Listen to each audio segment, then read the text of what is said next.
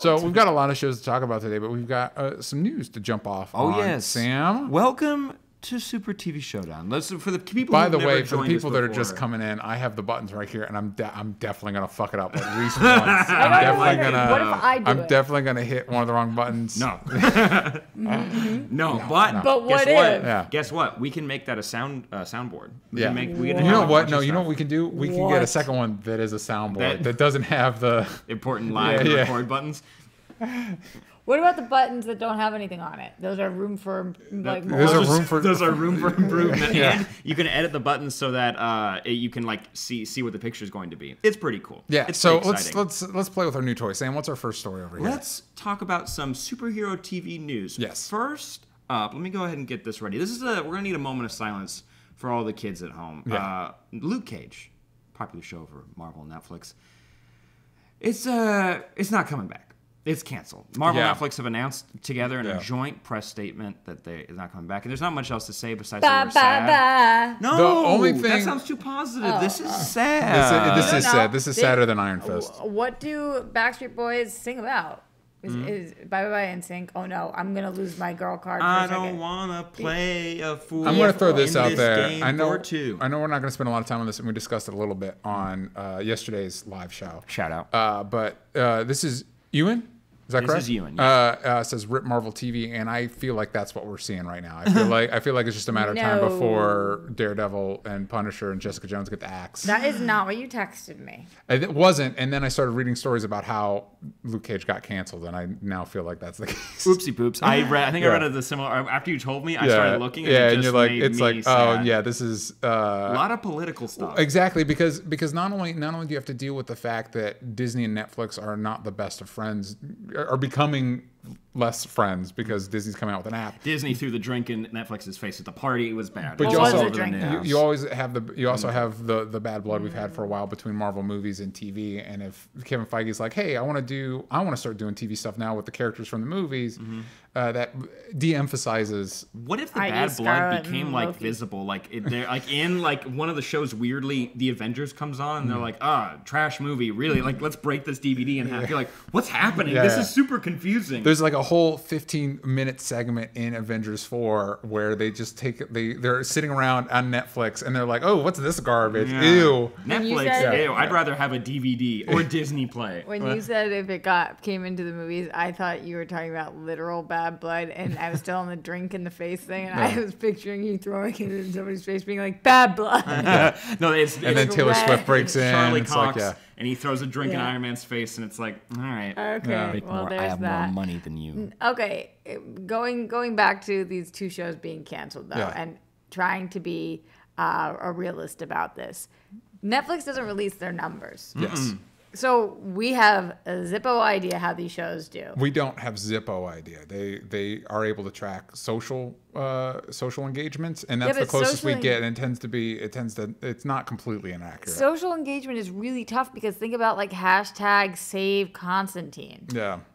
Yeah, And- that can't reflect But- how many people were watching that Yeah. show because it got canceled. Well, for a reason. and exactly. So you've got all those Lucifer. people coming out, and the social engagement, and that was a small show with not a lot of viewers. And both Luke Cage and Iron Fist social engagement has basically plummeted, as has Jessica Jones, as has Daredevil's. And nobody. Have you seen any Save Luke Cage campaigns? Nah. Yeah. Because I don't think people think it's gone. I think people think that it's going to be a Heroes for Hire somewhere. Yeah.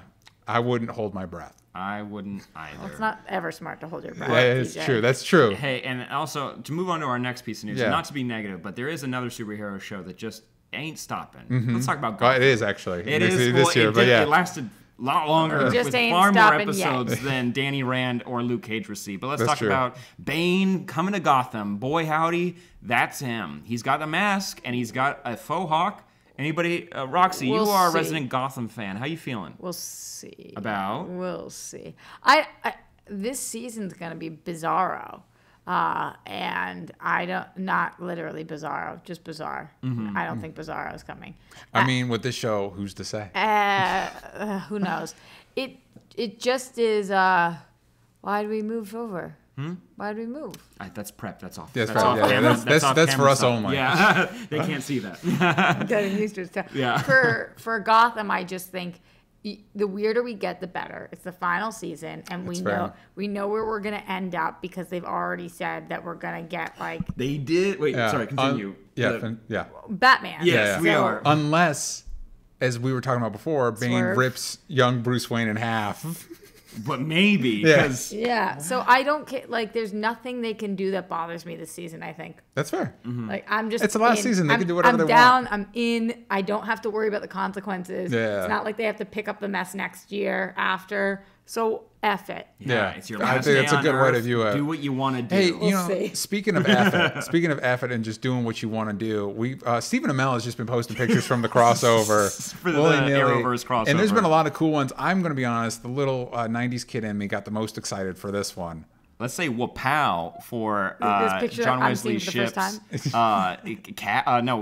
Look at those babies. Okay, I love that we all. Dope. He looks dope. We all had the same reaction that for some reason the old '90s costume looks way better than any version of the costume. Can you pull it up just for one more second? Because I just want to look at the helmet really quick. Because the helmet I think is just beautiful. They nailed it. The emblem is a little weird, but for me, it's just real tiny. It's a lot of lightning. There's a lot of lightning. Yeah, and I don't mind that though. Bad. No, I really love everything about it, and I cannot lie to you. Stephen Amell looks like a joke. He does. It looks like just a little I don't bit. mean joke in a mean way. I mean joke like it looks like he's telling a joke. Mm-hmm. Like this was his Halloween costume, and he's like, Supergirl must be a little bit bummed. Just a little bit. I'm wondering because because she doesn't get a costume. I mean, she has hers. I am thinking Supergirl. we've had the Black Superman costume, and we've seen him with this weird what looks like a book of magic. I have a feeling we're going to deal with an evil Superman from an alternate whatever, or Superman controlled. There's been rumors. You guys want to know what the rumors of who the bad guy is? I'll do that. I do. Dr. Destiny,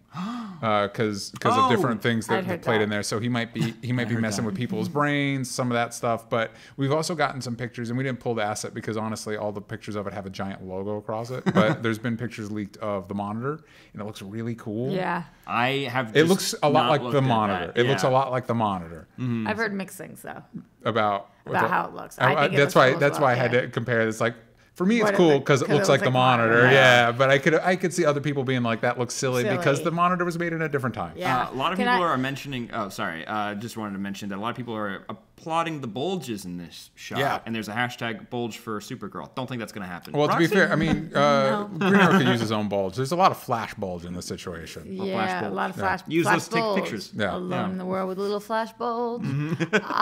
I think that of all of them, though, Grant Gustin looks the best in this picture. I think He's got a weird facial expression, but there's something about his body in that suit that I'm like, yeah, buddy. I don't. Yeah, buddy. He looks like a little skinny boy. To me, he looks like a little skinny boy in his big brother's clothes. I'm all about John Wesley Shipp in this picture. Yeah, I do love him in it also. I would say Stephen Amell looks a little bit like the frat boy that stole his little brother's costume for a Halloween party because he couldn't find something. So bad. Yeah, it's not great, but I do like the chin of John Wesley Shipp. He's just he's kind of a statuesque person. Yes. Has he been in other things besides Flash and then Flash again? Probably. Just nothing that anybody talks about. Interview him on Screen Junkies. Were you there that day? Probably not. For Flash and Friends? No. I would remember. If John Wesley Shipp was there, I'd remember it. He was like the biggest doll. Great. Which I love was it. very nice. Oh, that's what Battle of the Bulge is. He kept laughing and smiling. Sorry, I wasn't interrupting. I was just saying a comment. I was commenting on that. He's a nice guy. Papa was in Battle of the Bulge, and in not that way. I'm mad that I just said that. I'm over it. Moving on. So let's dive into our shows because for those that don't know, so we're on Twitch live this week. For our live show, we're going to be talking about Supergirl, Arrow, the Legends premiere, and Titans. Yes. Yeah, and then for our Patreon exclusive content, we're going to be talking about Flash this week. Boom. We're going to be talking about Black Lightning and our spoiler-free and spoiler-filled discussion of the season of Daredevil. But we're not going to tell you which one comes first. Better buckle up. Actually, this is you, and you are right. The Flash is now the Crimson Chin from Fairly Odd Parents. Let's take a look at Supergirl. Boom, Supergirl. Beautiful. There it is, everybody. She's got some real sparkly eyeshadow on. This episode, she's Supergirl. Episode 402, Fallout, when a shocking revelation brings chaos to National City, Supergirl sets out to capture Mercy Grace. Wow. Wow. What did we think about this episode, starting with Roxy? I'm still stuck on how the picture looks like somebody drew something next to her nose. Doesn't it look like somebody took Sharpie and like drew on her nose? Hey, sometimes Photoshop's a little too expensive for these promos, and we just got to make it work. You know what I mean? It's just not the best. I really like Supergirl this season so far, and I'm excited about that. That's how I feel. That's how I feel. Truthfully, I'm so hesitant to say anything positive because I'm very, very concerned about the direction in which the show's going. Did we do something wrong? No. I did something wrong, but you don't need to worry about it. It's gonna screw you up later for editing. No. Yeah, it's fine. It's fine. I'm actually on board with what they're doing so far, but you know what? We were talking about this, but like all these shows by 1,500 bits from Kat. Thank you so much. Can't stay because I'm at work and I'm sad. But here's some bits. #Sam cheats. #Sam cheats. That stings, but I appreciate the bits. You're the best. Am I allowed to bring that onto this show? Of course. I haven't done it yet. I mean, it's a lie, but you can bring it on the show. You can lie on the show. That's fine. So you've now given me permission to say you cheat, which is almost an admission of guilt. I gave you permission to lie, and that is a lie. Sam cheats. Ooh, somebody who gives permission to lie, cheater. Interesting. Listen, I'm staying out of this. Transitive property. So for me, because basically I was trying to catch up on Daredevil for our discussion. I did not catch this week's Supergirl. Mm-hmm. Well, the majority of it is the fallout. The fallout is that the world now knows that Linda Carter is an alien. She's a Durlan. That's fun from the comics, shapeshifter. And the whole country is either they support her because they like her, or they're like she was lying. Here's the problem. And that's a way to divide the country against aliens. Yeah, and it's tough because on the one hand, like it doesn't matter that she's an alien for most people, because people that I think enjoy this show, because obviously you're rooting for the aliens because you're watching Supergirl. Yeah. Right. But it is tough because she did lie. Oh, and yeah. it's a pretty big lie, So, and it makes you. It's like when you're in a relationship and the person like reveals something, and the thing on its own isn't bad, but the fact that they haven't told you to this point, that's a problem. 100%. Yeah. But I think that's why in this episode they actually introduced the same kind of storyline, but with Brainy instead of with the president, because he's been going and picking up these pizzas. Was it Olive and Apple? Ooh, yeah, Yep. that is. Yep. Yeah, which I do want to try, but there's no way that that's going to be good. Yep. What if it is though? No. What if it blows your mind? Yeah. And so Roxy's not having it. Yeah. And so he goes to pick up the pizzas, and his whatever that's called doesn't work for a second, and it's revealed that he is an alien, and he starts getting like the worst treatment possible, et cetera, et cetera. And I think they're trying to show that even if she hadn't lied, the people who are not okay with it would not have been okay with it. Yeah. Because of the it's not called racist. What Prejudice. would that be? Prejudice, but in this case, it is literally racist. Yeah. You're for the first time, you're actually a different race. Yeah, the racist element to it then. But I do like, and like I like his scene with Alex where he's very specifically being like, I don't really get it, because when he's Barney when he gets pizza and gets coffee. Nice. So when he's Barney, the guy who runs the pizza shop loves him, and like they like actually have or as far as we know, Brainy might not know his social skills, but he actually has a relationship with him. But for a second, when he looked like what he actually looks like, they tried to attack him. Yeah. And you had a cool scene where you had Nia Nell stand up for him, which was cool. When she can't stand up for herself so far, so that was pretty cool to see too. Because so we're starting to dive into her situation a little bit more. Yeah. Okay. So we did have the reveal on the show that her character is a transgender character, and I thought that this was an interesting thing to do, but I think that it kind of devalued the situation a little bit, because Which one, the alien situation or her situation? Her situation. Okay. I didn't think it was necessary to say in this moment. It's not like I don't want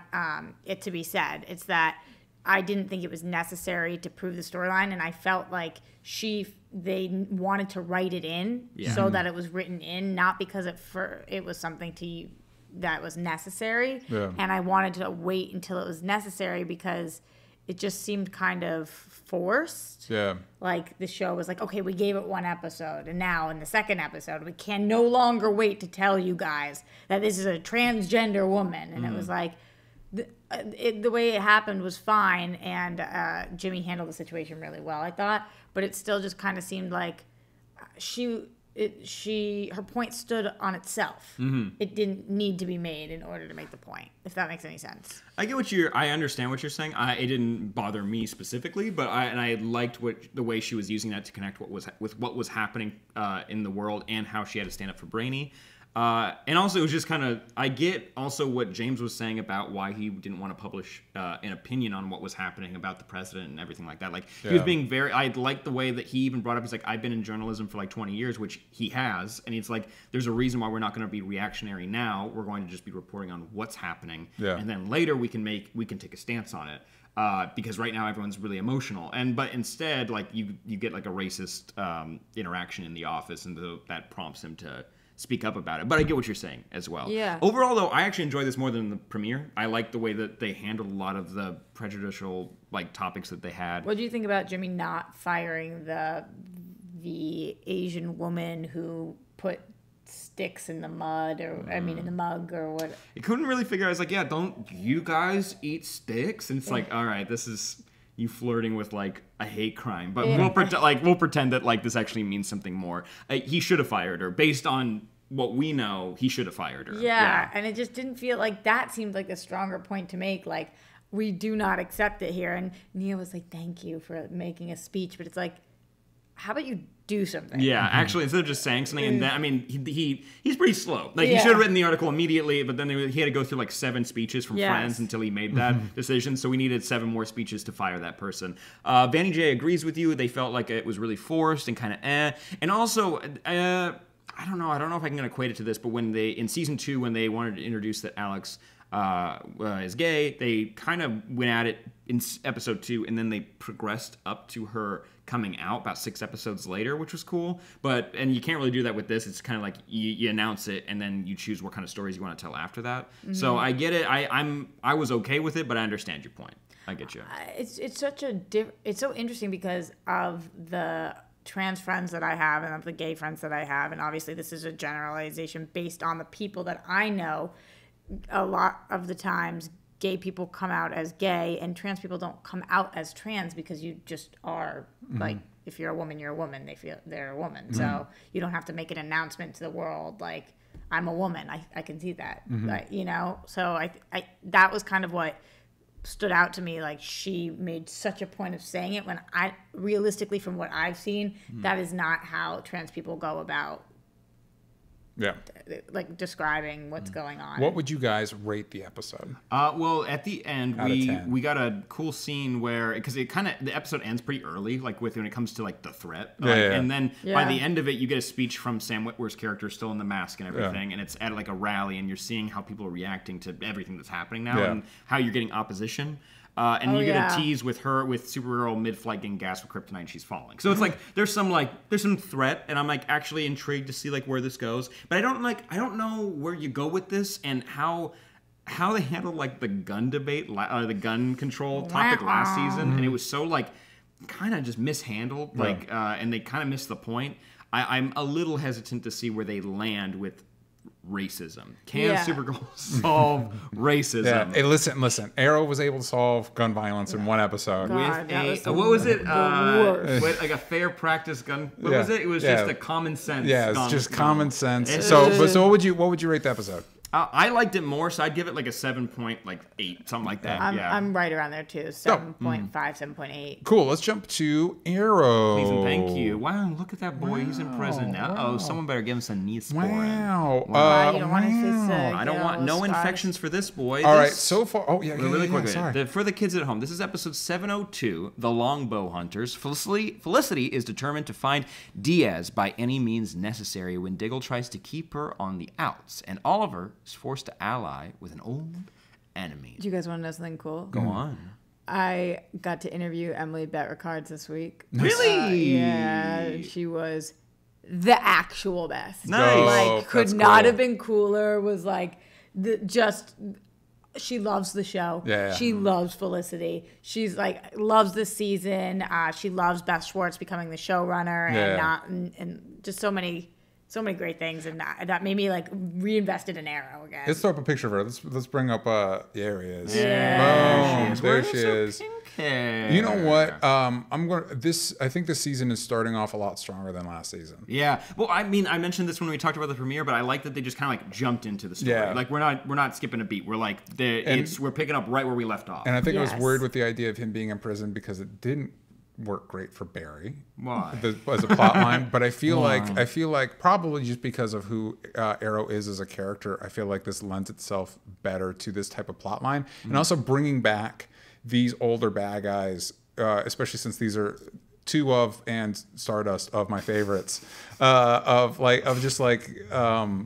recurring villains. I don't know. I like the dynamic. I like what's going on in the show. Also, apparently there was announcements of this well before the episode. Oh, but, I missed it. Yeah, so did I. I had no idea. So character Sam and I have been following since what is New Age of Heroes? Yeah, that was literally just introduced in March. Yes. This character is brand new. Is Silencer. Yeah. And so there's a character. We have a picture of her from the comics.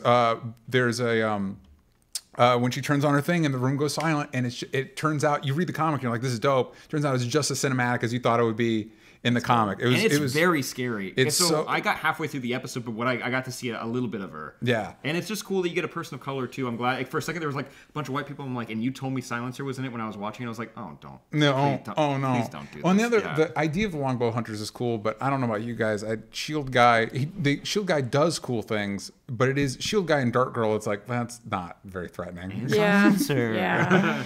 I agree. I have a couple of questions about this episode. Okay. Go on. How did you feel about, I don't know if you got to this part, Sam.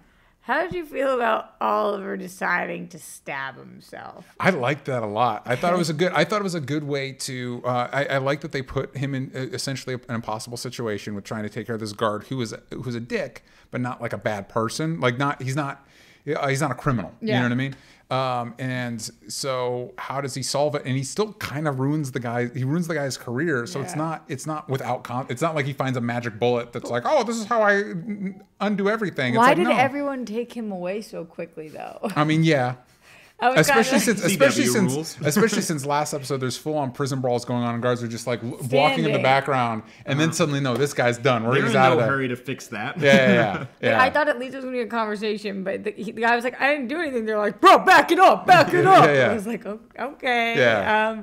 So that was a little weird. And then also, how did you feel about the fact that Felicity makes this whole speech about how she's going to find somebody with the same motives and somebody who wants the same thing? And the whole episode, we've heard how bad Laurel Lance wants that. Yeah. And that it's not her. Yeah. Who they ended up with? They ended up with the FBI agent that put Oliver away. Yeah, but nobody likes Laurel. I never needed to see that girl again. Yeah. I want Felicity to team up with Laurel. Why are we teaming up with the FBI agent? I'm cool with her teaming up with the FBI person because I am not convinced that Laurel needs to be on this show anymore. What if you explain to someone who watched season 1 and they hopped in now, and it's like, it's insane. But you know what? If you just heard the plot, like the idea of just like Oliver, he admitted, and so now he's in prison, and then the team's outside, and he's added more team members. So you see Laurel, and you're like, oh, what's her deal? Why is she acting kind of like, and it's like, oh, because she's from Earth 3 or 2. Sorry, there's a multiple Earths. Yeah. She's an evil version of her who has meta powers. Wait. So on the show, we went to multiple Earths? No, not this show. That's The Flash. That's on The Flash. And then this character got put in prison, but then got broken out by an evil version of Oliver, and now she's pretending to be the good Laurel. You instead just say,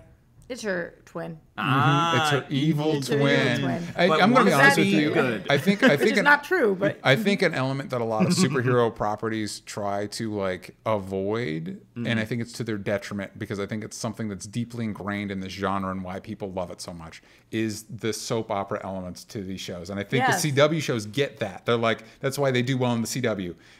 Like it or not, a lot of these shows have a lot of these characters have deeply ingrained. X-Men in particular is a soap opera. You know what I mean? And so like you get a lot of the Marvel properties in particular try to ignore that, and it's like, but it's part of the thing though. Tell me that? In a movie you can, in a show it's a little bit harder. How are you going to tell me that and then not say that you enjoy Runaways or Cloak and Dagger? How are you going to say that? Because the writing and the acting is not good in those shows. So opera. You're not wrong. Opera. You're not wrong. You were about to say so. You're not wrong. They are soap operas. They're just not good ones.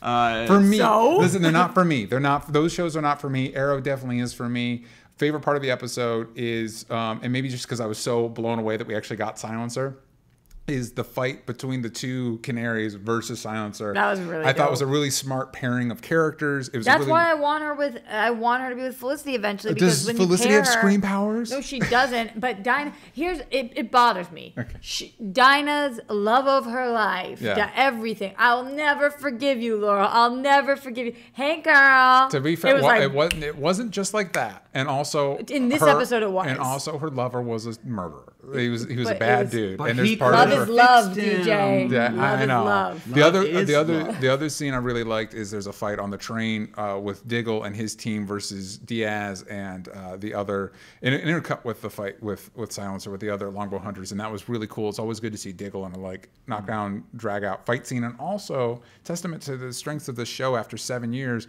I don't think there's a single person in a green hood firing arrows at anybody. And I was just as engaged. I think the season's off strong. There's a lot more episodes left, so we'll see. There is somebody in a green hood. He's not firing arrows. Instead, he's burning small pieces of paper. But he doesn't have a green hood yet. Sup with that. I would be so mad if I made it to this island and then you open up this box and there's that piece of paper and he burnt it. Here's a quick question. I have a feeling that, like the flashbacks of old, the flash forwards are going to be the weakest part of the season. Oh, so I wanted to know, was that I saw parts of the flash forward and it's like this totem has a beacon and it took me here. And it takes him to a little buried locker that has Oliver's bow and arrow and stuff, and inside the arrow is a little note that then Roy looks at and he's like, and then he burns it. What is it? Leon Ju? And then they're going to Lian Yu, and then they're going to go back to Star City. I was trying to put Jew in it. Yeah, there you go. They're going to go back to Star City. Yeah, but so what's in the note? No. Well, and we're never going to know. And honestly, I don't really care. The other stuff I liked enough more that I didn't care that the flashback I felt was kind of weak. Well, if you guys enjoy the flash forwards, let's get some honey hands in the chat, please and thank you. While DJ and Roxy give us a quick rating. Oh, out of 10. I thought this was a super solid episode for me. I would give it an 8. Interesting. I would give it a 7.5. It's tied with... Which is an 8 for Roxy. And also, most importantly, let us know in the comments in the chat what you guys think. Yeah. But that is most important. That is most important. That is... I just said that, Sam. Tantamount. Paramount. But we also had a big premiere this week. We did. Sam tweets. No, it's not. Legends of Tomorrow. Man, no. I'm going to be honest with you guys. Show me the blueprint. I'm going to be honest with you guys. Read the summary first, Sam. Oh, here you go. Ready? Wait, don't be honest if it's bad, because I don't. No, it's good. Okay. He does like to do that often. Yeah. Let's talk about season 4, episode 1, The Virgin Gary. After the Legends defeated Spoiler, Maulus. by the way. Yeah. After the Legends defeated Maulus and wiped the final anachronism from time, they find themselves in unfamiliar territory with the Time Bureau. All that changes when Constantine informs Sarah of a new magical threat that leads the team to Woodstock. Constantine thinks he knows how to defeat the new threat, but will need to help the team and their special klepto talents to help with his spell. Meanwhile, Nate and Rory go on an adventure, leaving Nate facing someone from his past, a.k.a. Biff from Back to the Future. Yeah, I know. It was great. That made me so excited. Yeah, Gary. Can we get some love for Gary in the chat? Let's get some love for Gary in the chat. My least favorite part of the episode, by far, is Gary? Was us saying that Gary was a virgin. It was so mean. This is still a kid's show. Yeah. Like, they poked fun at virgin. By the way, there's nothing wrong with being a virgin. I didn't feel... You're right. There is nothing wrong with being a virgin. I don't think they poked fun at it. I felt like the show was taking a stance against virgins. Like, they were on purpose picking somebody who doesn't have many friends, who is the loser character of the show. And they were like, we know someone who's still a virgin. Gary is an adult man. So it's okay. We're not making fun of like a teenager or something. Yeah. It's like, I know that's he's the like, thing. And also, I think we make fun of Gary in general. I didn't get the impression that we're specifically making fun of him as a virgin, which is why I didn't have a problem with it. Because if I felt that way, I would also have a problem with it. I felt that way. But I will say that going into this, I thought to myself, man, I could just stop watching Legends. Like, I don't need to keep watching it. Like, I don't have a need in my heart to watch it. And then I watched the episode, and it reminded me of everything I love about this show, and I was really glad I did watch it. How is Mick Rory still on this show? Not in a bad way whatsoever. Yeah. It's so weird that this actor looks like he's not interested, but he still will do the weirdest shit. Props to everybody looking really. I was going to say everybody. The girls look really good in 70s attire. The boys look like they're doing a sketch. Yeah, exactly. I agree. Yeah. One's a poncho. One is just a carpet. Oh yeah. So I want to go to Woodstock so bad, and I want there to be unicorns, and I want them to puke rainbows. Not this unicorn. I would let the unicorn eat me. If I could see a unicorn. Let's bring up the unicorn. It could eat me. You want that unicorn? That unicorn looks beautiful. Let me ask you something, Sam. Majestic. Just to throw us off track. Yeah. When you say you've got us, are you touching anything? Yes. So you guys want to know how it is? So I have all the assets on my phone, and so we pull up the asset really quick. Sam's been waiting to talk about. This is how it goes. I figured out how to do this. So pull up asset. All right. So I can go there. Oh wait, new asset. Boom. Just really quick. Just showing you. This is how it works. It's really cool. It's really fun. Can I tell you another thing I liked? I was worried going into last season.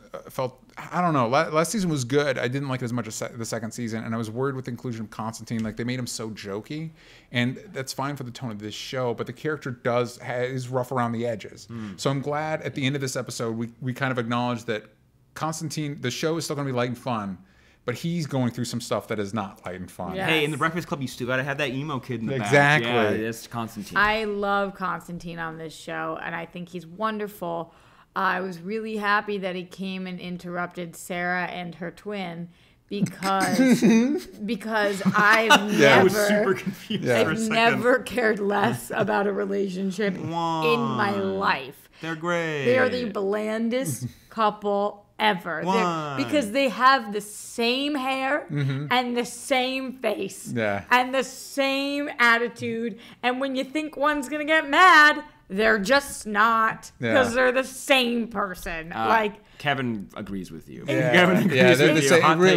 It's unbelievable. And I've loved Sarah. I've loved Sarah with anybody she's ever been with, because it's fiery. This is the blandest, most vanilla relationship. There's still part of me that thinks Sarah and Oliver are OTP. I hear you on that. Like, I liked her better with, where do we go, to Knights of the Round Table, and she was with, like, I'm going to be honest. I think I blocked out that episode because of Stargirl. Ooh, Stargirl was real rough in that season. Another thing I like, speaking of all that, though, I also like that we just straight up acknowledge that, just very open about Constantine being bi, and it's not like a thing. And like, he makes the joke about. There was like There's a joke at the end. Sarah comes to like, hey, you want to be a part of the team? And he's like, oh, I've got a threesome going on there, and you definitely hear a guy laugh. And the thing, it's like, great, I love it. And then here's the thing I wasn't comfortable about with the Gary situation. Is Gary's like, wait, the thing we did doesn't count? And it's like, Constantine, don't take advantage of Gary. Yeah. Gary is an innocent soul, and I don't want you taken advantage of. Hey, you don't know if they have some sort of relationship. Can we talk about what they did? What do you think? Using him as... Oh, no, I don't want to dive into that. I feel like this is a kid's show, too. I don't know. Hand stuff, probably. He does start making a hand motion that I was like, I don't... No. That seems like it wouldn't... He was thinking about touching the unicorn horn. Which, by the way, we don't have a picture of it, but the unicorn, when it like becomes full demon, looks really cool. Yeah, if the rest of the season is going to be like this, where you take fun fantasy things and then you make it really weirdly messed up, mermaids, and then basically Constantine's like Rip was last year, like he's I'm going to be the one that solves it. Fine, I'm into it. I'm all about it. Really dead?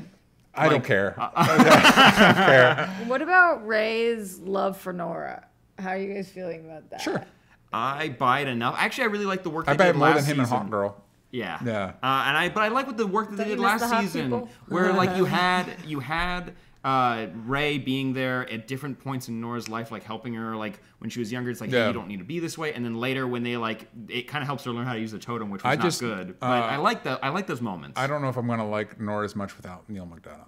Yeah. I like Nora. I did like Nora a lot, and I really hope Neil McDonough just comes back just because we really can't get rid of him. They tried to fully murder him in a way that he couldn't come back, but he can still come back. He could have been like one of the visions in the episode. Yeah, I just bring him. Just bring him back as a Vision or something. Yeah. And also, they're traveling through time, so they can run into another version of him. 100%. That's what Reverse Flash is. Now. Yeah, that's all he is. He even breaks the rules because he's supposed to be wiped from existence, and they could have just had him from another dimension. Nope, it's still the same one for some reason. Oh, the Nazi one. I'm still on this. Do you have to be like the vainest person in the world to date your lookalike?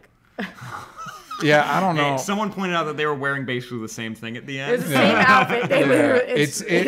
Again, it's like if Ray and Nate got in a relationship, and it's just weird because it's like you're the same person. You're the same dude. Speaking of Nate, we get to meet his dad, who is Biff, and that was great. And that's all I need to say about that. It's just It's so funny in the chat. Somebody was like, "That was Biff," and to me, he looks exactly the same. Yeah. Still. Like, I will say there was a moment. I had the moment of like, is that Biff? And then I had to look it up and then confirm that it was in fact Biff. So he was in like Psych. He's been in like little like bit parts that always pop in my brain. So he was also from Freaks and Geeks. He was the coach on that. Although at that point he's older than that now too. Yeah. That's been a minute. When I was a kid, he did a voice on SpongeBob, and that blew my mind. He was threatening to punch SpongeBob in the face, and it's a great lesson about how to deal with bullies. Yeah. Thanks, Biff. But no, I really liked. But their storyline, wasn't it weird? It was just like, Ray, are you here? Or Nate? Oopsie. See? Do you want to get a drink? That one? No. It was like them robbing their house. It was like, oh, are you doing this? But it made it seem like Nate's done this before. Not done this. Yeah. But like vandalized his parents' house. Yeah, why wouldn't you? His dad's a dick. I think that I think he wants Rory to think he's cool, but he doesn't actually want to do anything breaking the rules. Yeah. So he's like, oh, I know something. Also, if I had a friend like Rory, I would probably, it's like, I'm not going to stop you from stealing stuff, so at least I can manage the situation a little bit. Like, if I want you to go, it's like, oh, you would just aim them somewhere. And why did they start hallucinating and having drug-like effects because of the unicorn? Or because of the unicorn phlegm. Yeah. He said the rainbow spit. He shoots at them. Okay. So I missed that part. Yeah. Did you like Janis Joplin and the Atom stealing her hair? That was great. All the people from Woodstock.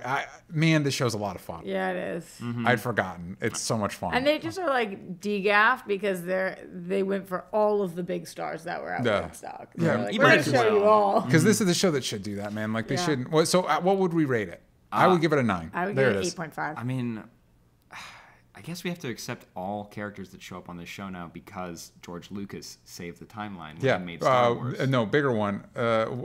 What's it say from Lord of the Rings? They actually went to J.R. Tolkien. Yeah. No, not J.R. Tolkien. The guy that voiced Malice. Oh no. John Noble. Once you realize your villain. Alive this week. I saw that. Once you realize your villain sounds like John Noble, and then you go get John Noble's voice to trick somebody, it's like all bets are off. Yeah, you can do whatever you want. Yeah, there are no rules. God dang it, I have to rewatch last season because that was such a good joke. Stealing a joint from Jerry Garcia, that was pretty good. Very good. That was a good joke. But what would you rate it, Roxy? The 8.5 that I gave it. Interesting. I didn't. CJ, did you rate it? Yes. When did that happen? I'll give it a 9. I give it a 9 too. Yeah. Oh, cool. So let's jump to. So this is going to be. We're going to talk about Titans. Tomorrow's episode that's going to go up on the DC Universe app. Tomorrow. So since it's not out yet, we're going to do a spoiler-free discussion, and this is episode 3 Origins. Origins. This is Rachel and Corey travel to a convent. Thank you. Where Rachel was raised, while Dick compares his own orphan experience to Rachel's. Meanwhile, Rachel befriends Gar Logan. Barely on that one. Yeah, because it's tough because in the comics they're finally getting away from his name being Dick, and so on this show, and she even makes, and it's actually a pretty good exchange. Corey's, I think it's Corey that's like, "Thanks, Dick," and he's like, "Oh, original, great, haven't heard that one." No spoilers. No spoilers. I did too. Overall, it's a funny joke. It was a funny joke. Like we talked about in the synopsis, you get a lot of Starfire and Core and Rachel, which is good. I'm glad they're starting to come together. Good. Well, I don't care about Raven at all in any way, shape, or form because she's annoying. But Starfire, yes, queen. Yeah. I'm so in on her. This was the first episode that I've seen that I actually did not hesitate. I you have a lot of slang right now. Yeah. Go on. Yes, I like queen, hesitate. Yeah. I think that his 8 is not a real one. I like it. It's just hate. But it is now. She is the best actress on the show, I think. And I've been so happy to have her finally have a big arc in this episode that was not just like, what? I don't know anything. I know nothing. That was a big part of it, though, to be fair. But she was figuring things out because she's super duper smart. Yeah. And she gets several solid action sequences. I think most of the action revolves around her character. And we start revealing more about Raven. And it's interesting to keep things spoiler free. I liked that they're kind of connecting Starfire with Raven, because the Raven mystery, if you're a fan of the comics, which if you have the DC Universe app, you probably are, is not much of a mystery. Having it connect to whatever's going on with Starfire and trying to figure out how they're connected, as a fan, I don't know. Yeah, and so it makes me more engaged in the mystery because I don't know in this world how they connect. Yeah, because it seems like Starfire, or this is spoiler free, so I'll keep it. But seeing how she could be connected to it, like there's little hints, like a little bit. And I still don't know if the show can land it. I'll be honest. I don't know. I mean, we'll see. It's still. I mean, because not only is it a new show on its own, but it's part of this app. So it's like we'll be interested to see where they go. Go on. This episode made me think that they're going in kind of a spookier direction at times. Yeah.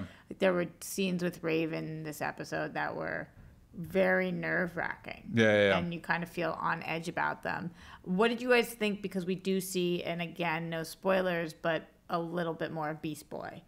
For like a second, but it's a little bit more. It's about like saying befriends is kind of like saying I befriended the guy that peed next to me at the urinal, and he's like, haha, look at what's on the wall. And it's like that's all that happened. Like we don't introduce each other. I think we got a picture of Beast Boy too. What was on the wall, Sam? Oh, you don't know? I think I like it because we get more of Beast Boy, and I really like the actor portraying him, and I like the rapport he kind of starts to show with Rachel. However, everybody else kind of has a reason that they're all kind of connecting here, and Gar doesn't yet, and so it feels super random. It was, I thought, very random in this episode. Like, okay, you did this because you couldn't figure it out. Yeah, and there's enough stuff going on that you could find a way to make it work. But honestly, I'm very excited. It looks like these characters are going to connect sooner than I expected. And I'm a fan of that. Wait, I don't need it was going to take longer. I thought they were going to pull a Netflix where it's like they don't actually team up until the last episode. It's like don't do that. Possibly be referencing. There's a few. The Landstander 1, 2, 3, 6. I'm really excited to get these characters to start bouncing off of each other, which you get a lot of that in this episode when you get some scenes between Dick and Starfire, and I really like those scenes. Specifically, those were my favorite scenes, and I'm excited to see more of that. And we also get to find out a little bit more about the nuclear family. The nuclear family, which is from the comics. Cool. Yeah, they're a villain of the Outsiders. Oh, cool. Yeah. Okay, now their whole deal, their whole villain deal is very interesting to me. And you will also learn more about Hawk and Dove, about where they're going to be at. So go ahead and buckle up for that. So you'll see where they're at. So I thought that Hawk and Dove were series regulars, and then somebody corrected me this week saying that they're not. No.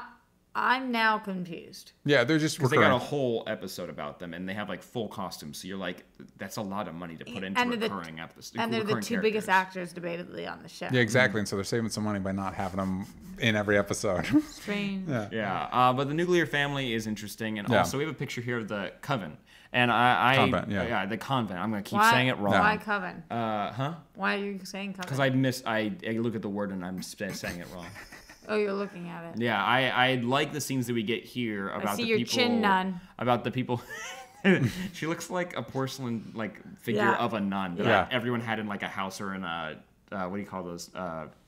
Nativity scenes. Any hoozles, I enjoyed these scenes. So we can't really say much more about this without getting into spoilers. I have one more comment on it that isn't a spoiler. I think. Go on. Yeah. I am unclear on Starfire's interaction with the nun and why it went the way that it did, and why we don't have more question and answer situations. Yeah, well, you gotta stretch.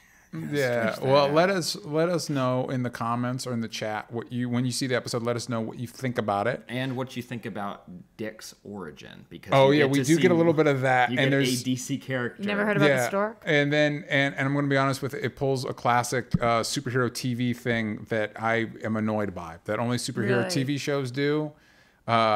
And I think it's annoying, and I think if this were a normal drama, you wouldn't do that. And we'll mention it next week, we promise, because it's my only note from this episode was what you're talking about. Yeah. So, and it is technically a spoiler, but we do get a little bit more about Dick's past, and an origin of the car, which I actually liked. That was interesting. Yeah. Mm-hmm. So anyway, what would we rate this episode? I would give it. I actually like the other episode. This is one that wasn't too bad. They're all kind of sitting around the same for me. It's between like a 7.5 and an 8. I know I've said that for basically everything, but it's true. Yeah. Roxy? Let me give it a 5, which is a vast improvement. It is. Okay. From the 2 it was at. Yeah, I would give it. You sounded excited about this episode though, and so it's still a 5 is shocking. Oh, because I legitimately hate the main character. Ouch. So that's tough. Yeah. Well, we shall see. Anyway, yeah, I would give Not it. the actress, it's the character. Yeah, I would give it like a 7 or 7.5 as well. I think this show was you can feel the show finding its footing, and I feel like this was a little bit wobblier for me than the last previous episodes, but I'm still very interested in the way the show is, the direction it's going in,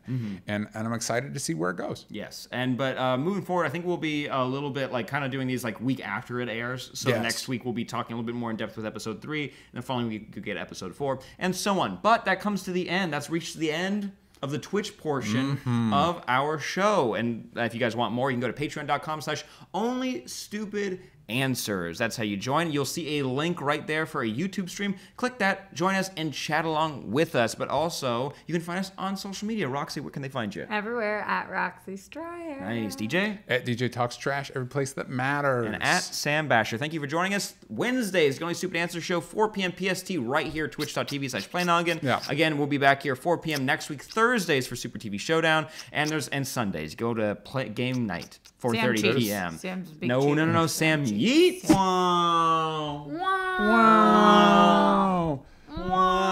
We're now on Patreon, so this is private or enlisted. This is where you get your money's worth. Enlisted to Patreon, right? Yeah. Yeah. Cool. Cool. This is where you're worth money. Yeah. This is where you get your kids at home, money. Once again, since we're starting a new stream, we've got the chat right here. Let us know if there's any issues with the chat so we can resolve them ASAP. Peas and thank you. But we had a lot of fun on the live show, and I'm very excited to jump into. You have to smile when you say that, DJ. You can't be like, we had a lot of fun. This one time we had fun at the live show. Yeah. You gotta smile through the pain. You gotta smile through the pain. You ever heard of smize? Yeah. What? See, you didn't. No, I knew you didn't. You said it too quick. Smize are the important took one. my headshots today. Smize. Smize. Because you can smile and have dead eyes. You gotta have those smiley eyes. I can't smile with my eyes. I don't get the concept. You do this. You squint like a ground pound. But you're also smiling. Like a ground pound. Hey Sam, since this is can you give us a clap sync? Yeah. 3, 2. There you go. Thank you. All right, boys and girls, let's hop into the Patreon exclusive reviews. Kicking it off with The Flash.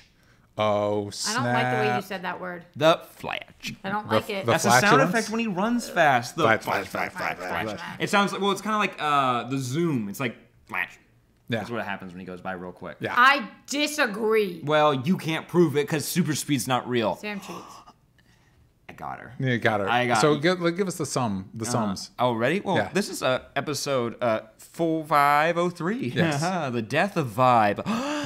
Following cicadas' attack on the Flash, Nora comes up with a plan that puts a member of the team in danger. Oh no, now, the psychic's putting people in danger? Did you guys hear this episode title and think that Cisco might die? Oh, I thought he was done with the show. He's like, I can go do about anything else. I'd rather be. Well, last season he was just kind of a little bit pissy, so I thought he was ready to. This season he's pissy. Well, he is broken he's drunk and he's moany. So I didn't get a chance to see this episode. Mm-hmm. So, but my understanding is, nope, I don't have one. Sorry. No, wait, read my note. Yeah. What did you take? What's my note? What's your understanding? When will Joe stand up? That's Sam's note. Joe does not stand up. But they're trying to get it. They're trying pregnant. He is pregnant. He may have busted Give him a ACL. break. Yeah. What's something that a lot of guy injuries? Like, I tore my ACL. I mean, that's a bad one. Throw out my back. That's not throw out like your a back. fake injury. Yeah, throw out your back is a better one. Fake. Well, It like, sucks. My ACL. That's like a really actually intense. It's a good episode overall. So basically, you get more development with Ralph and Caitlin, which is really cool. That's a side plot, but you think it's cool? I like it a lot. Are Ralph, they building a romance? I felt like they were building a romance with them last season. That's the part that I'm not thinking is that cool. I like don't the think friendship. so. I like the friendship, but I'm feeling love vibes, and Yeah. I'm like, Meow. I think this is I get friendship vibes, and Okay. I appreciate that. Death of You're vibe. seeing what you want to see. Yeah, maybe you guys are seeing what you want to see. Sam No, I'm Yeats. not. I don't wanna see Anyways, that. but you get elongated man actually taking down a crime on his own, but he does it by shapeshifting to hide somewhere to look like this giant pear. Nice. And like everyone's like. The criminal's kind of confused, and like when he knocks him out, he still kind of looks like it. So people like meme him and make fun of him. So he's down on his luck, and he's not feeling great. So he tries to help out Caitlin. We also get a new Wells this episode. Most importantly, Tom. Oh, we got a picture of that Cavanaugh. Wells. Let's bring him up. We got two. We got two. Two Wells. We got for the two Wells? price of And fun. the first Wells was somebody that I was like, no way is he sticking around. He's too like nice and boring. Mm-hmm. And so immediately he was gone. And we got this Wells, Mm-hmm. who at first I thought was Irish. Yep. Agreed. Then yes. I think Scottish, now French. Yeah, Scottish, and then English, just American for a second. yeah. And then it was Sherlock. It's Sherloque. Sherlock. Oh, I hate that. Yeah. Well, he's hate the that. best detective in the multiverse. That's not a bad idea. Mm-hmm. In the multiverse, Batman, I think, would have some issues with that. I don't know. Wells doesn't exist in the comics. Listen, so. this is Patreon exclusive, so Batman's blurry silhouette in Titans would have issue with that. Yeah, he's in episode 3, so buckle up, Yeah, kids. he is in episode 3. Yeah, I don't know. I still am confused on this one, but like Tom has fun with whoever he plays. Yeah. So And it was everyone has fun with enjoyable. Tom, too. Yeah, that's true. I just can't tell based on this episode. Is he a moron or is he a genius? I think he's a genius because there's the tease at the end of the episode. Basically, they're brought in because what you find out about Cicada, and this is just me explaining to you. You guys know, please. Yeah. Cicada is a big villain that never gets caught. Okay. In the Flash Museum, Cicada never gets caught, and whenever Meta goes up against him, even like Supergirl, no one catches him. Even Arrow went after him, and he got close but never caught him. So basically, Nora's premise is, okay, you know what? The reason you guys never caught him is because you guys never called Wells. If we call Wells, maybe we'll catch him. And that's Gotcha. how I they think we get got a Wells. picture of Cicada, too. There, I'll pull him up because hey, who doesn't like a good picture of Cicada? It was nice that Nora actually did something right in this episode, though, and for the first time, she does something that Barry and Iris can be proud of, because I'm getting a little sick and tired of her effing everything up. And at the beginning of this episode, she was effing it up again, and she's like, sorry. And I'm like, just stop.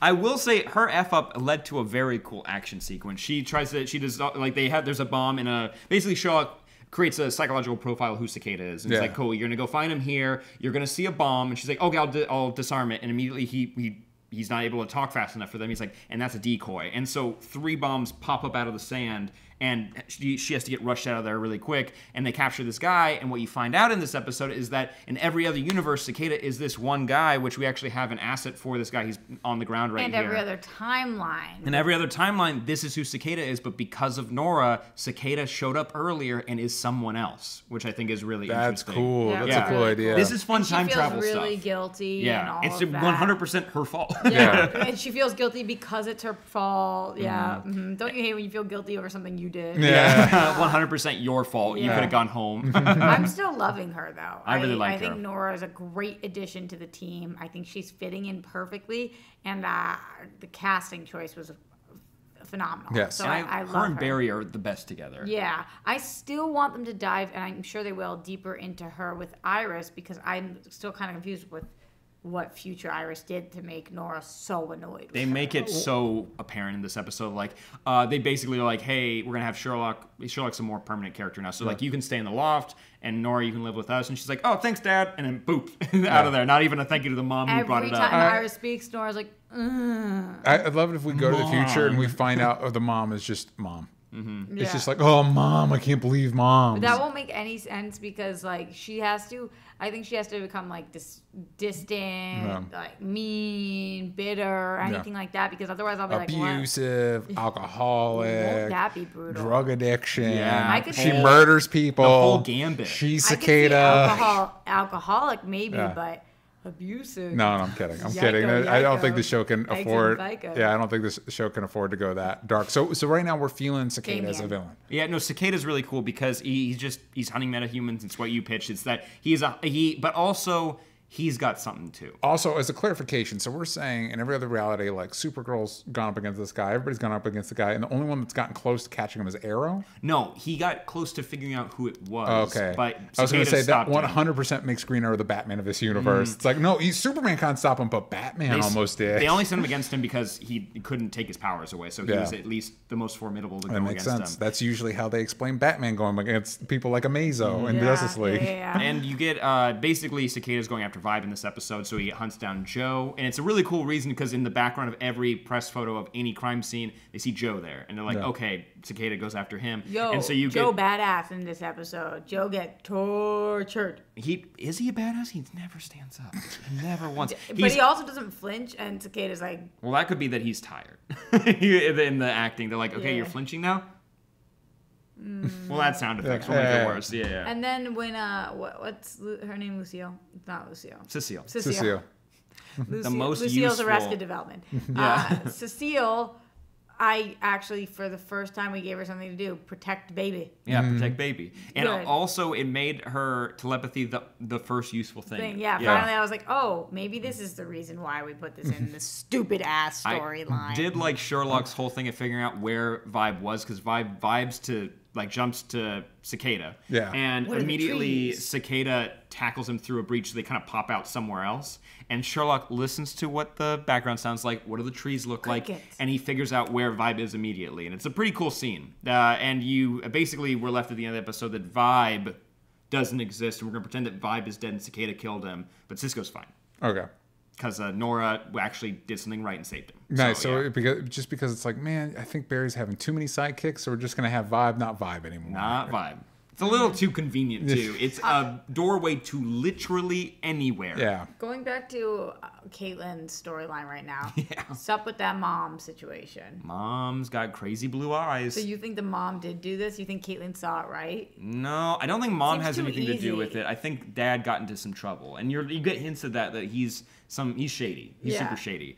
You get him spying on Caitlin through shady. cameras. He's some shady. Yeah, he's the one. Whatever. Yeah, Matthew. I mean, what's he up to right now? Doing the soundtrack for Venom and then nothing else. So he could be on this show.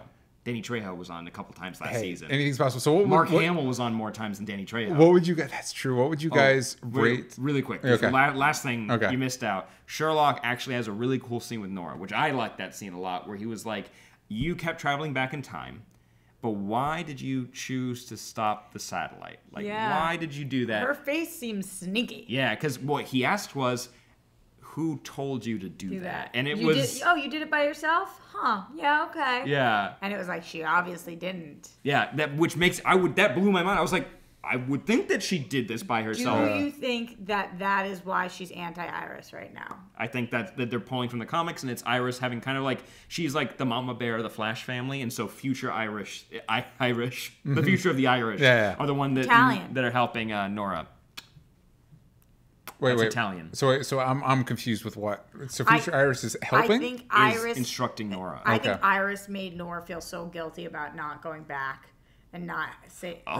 I wouldn't continue your theory. What do you think? I think that she and Nora are working together, but she resents her mom and is excited to see her dad. I don't think it's anything. What do you guys think? I think she made her feel guilty her whole life. Going off that, what if it has nothing to do with bitterness, but she doesn't want to affect? Like, she's got instructions from her mom to not mess the mom's timeline. So because that seems fucking talk to me. No, but see that feels like a classic Flash switcheroo. Like, I wasn't being distant from you or whatever. It's just you in the future told me not to talk to you. You know what I mean? We're actually super tight. Yeah, but she seems so mad at her.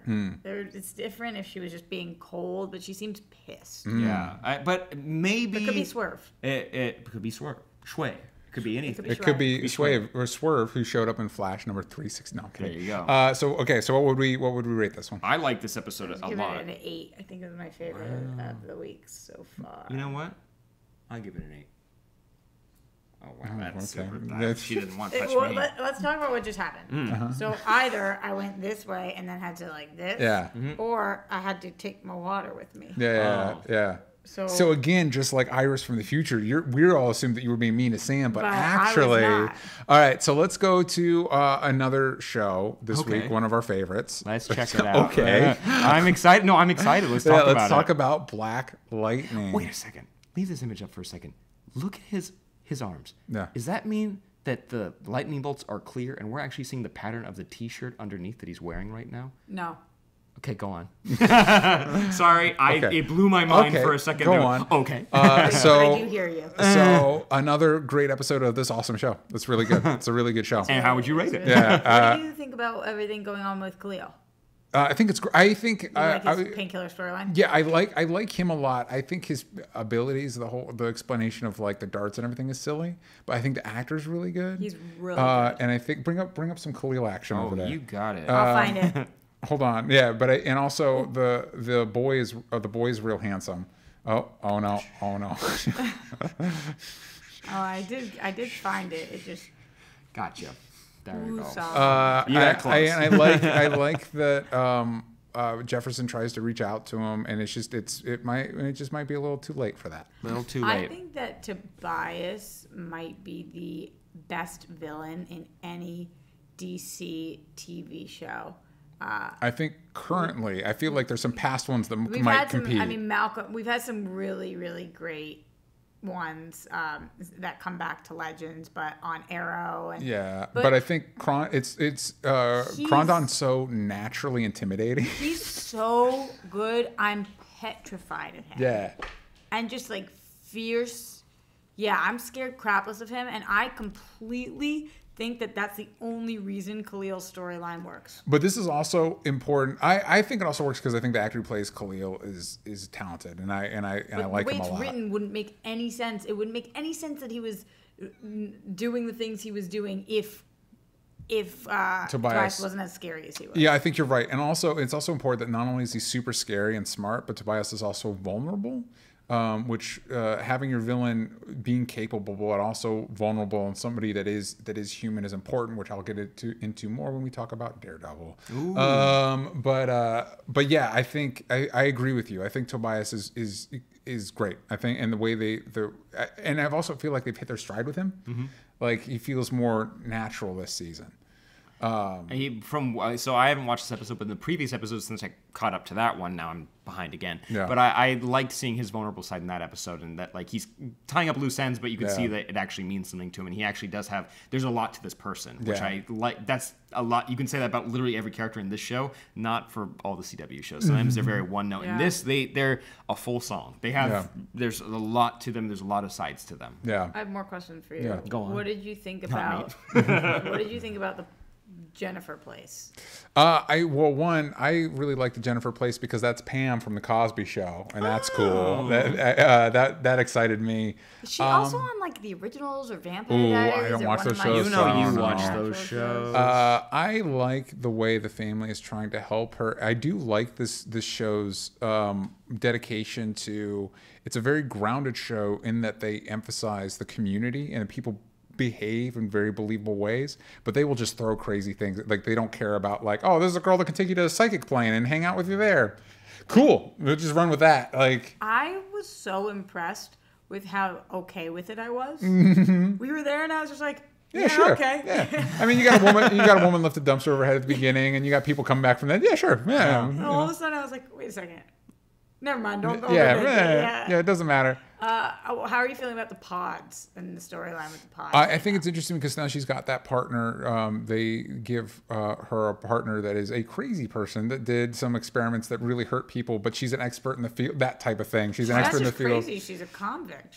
She's in jail. Yeah, and so they bring her out to kind of help with that. And I think it's a good way to add some drama to, instead of just having the mom just like looking at screens and like, oh no. The mask. They give some real conflict. I love and her own antagonist kind of. I love that Lynn's like, yeah, don't break out because your ankle thing, like you'll get zitzed to the ground. The girl still tries. Yeah. And Lynn's like, because she crazy. I also like that Gamby and Anissa kind of have a.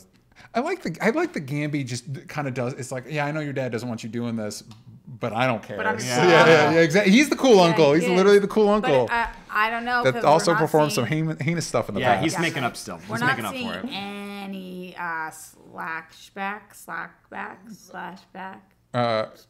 splashback. Any consequences? No consequences. Yeah. I was like, I'm so confused. 100%. Oh, but that action scene was dope though. Yeah, it was really. I am a little confused with her. when her breathing is involved, because there's sometimes her bones are bouncing off her and we didn't hear her breathe. There's something about her Couldn't she swimming, just and do- now her breathing or the orgasm or the tampons Yeah. or something. Sex. Periods. Yeah. Periods. Yeah. I mean, I don't really understand anything she says about her powers. Yeah. I just am But like, it does whatever look she's cool. saying she's doing, I believe. And she Couldn't she reconnects- just go and it would work, or does she have to go? I think that's definitely a for us thing. I mean, but for now that- Canary Cry, do you have to go, ah? Maybe she just go. No. Can you, one of you finally tell me what the word is? Slashback? Flashback? I don't know what you're trying to. Not an idea. It's consequences, but Yeah. slashback. Oh, It's not- the back flap. Oh, backlash. Backlash. Backlash. Yeah, there you go. Yeah. Hey, we did it. Also, Slash. Anissa reconnects with Grace. Am I supposed to, Roxy? I got a question for you. Am I supposed to understand that because of what Jessica says to her about like being with a real person, is she kind of like leaving Singer Girl and kind of like trying to reconnect with Grace? I guess so. Is that what I'm supposed to understand from that? I guess so, but why are we all so upset with Singer Girl? Singer Girl hasn't done anything to piss us off yet. The fact that we don't see it and just Jessica says that it's like, hey, she's basically just Instagram bait, and it's like you should be with like a real person. She's Candy, and you need home cooking or something like that. Yeah. I get that. We haven't seen that though. Yeah. And I wish Pretty Anissa was like, judgmental. I was They like, to seem be, like pretty connected at the pool. yeah. Well, and also Anissa should be like, you haven't seen her in a bathing suit, so maybe you don't know what you're talking about. Is all I'm Hey, saying. keep your mouth shut. Yeah. That's a great singer. Yeah, I really didn't know. Because her voice looks great in a swimsuit. Yeah, it really does. It really did. It really did. I'm not understanding that storyline fully either. I know where we're supposed to end up, but I don't know why this is where we are right now. Yeah. So. And I'm rooting for Grace, so Yeah, I'm fine and with because that. we have to be. Yeah. But now they're putting roadblocks in them, and if you're gonna make that girl not be desirable, then you need to make her not desirable. Also, they had a one-line shout out to Lala, and I miss Lala. Yeah.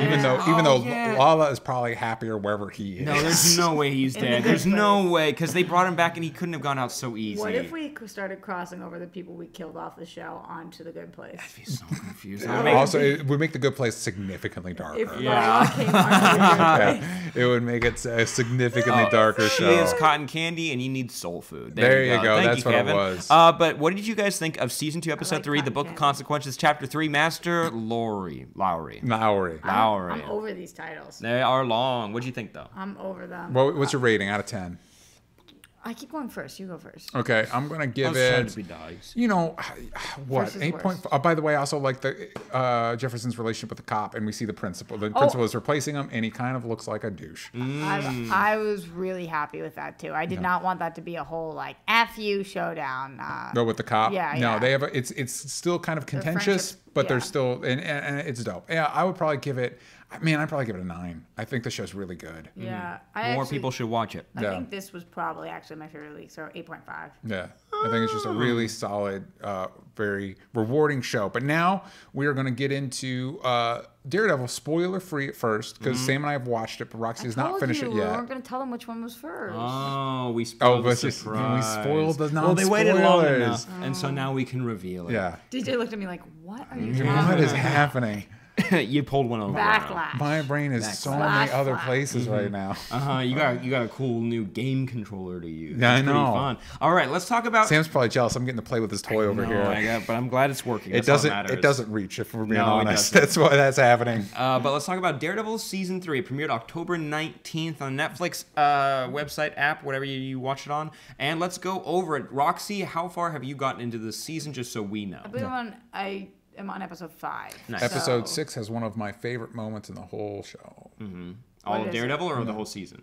A whole season. It might be up there with the other ones. Yeah. I think it's so interesting. There are two different kinds of people. People like you who know what each episode of your Netflix show is, and people like me who I watched them 5 hours straight. I have no idea what Yeah. started when, what stopped when. Yeah. So I don't know what episode. I think I finished 5 or I'm starting 5. Yeah.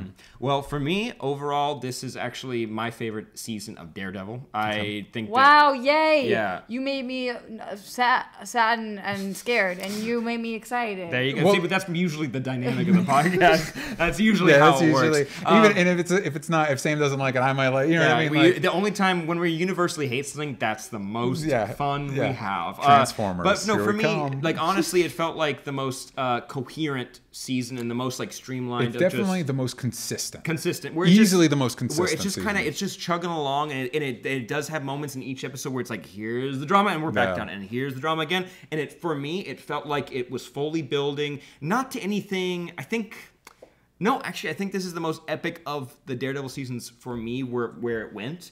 There are definitely problems because none of these seasons are perfect, but for the most part, the way that they use their supporting characters has been the best use of the supporting characters for basically any of the Marvel Netflix shows for me, because it's 3 seasons in. I think they figured out what they wanted to do, and Bullseye is the nightmare. Like, he's a full nightmare. I've never been more scared of just office equipment, where it's just like, it's just office supplies, because it's like when he will throw something, or shoot something, it's just like, it's constant. It never ends. Let's bring him up. I got you. Bethel. I love where we pick up with this season.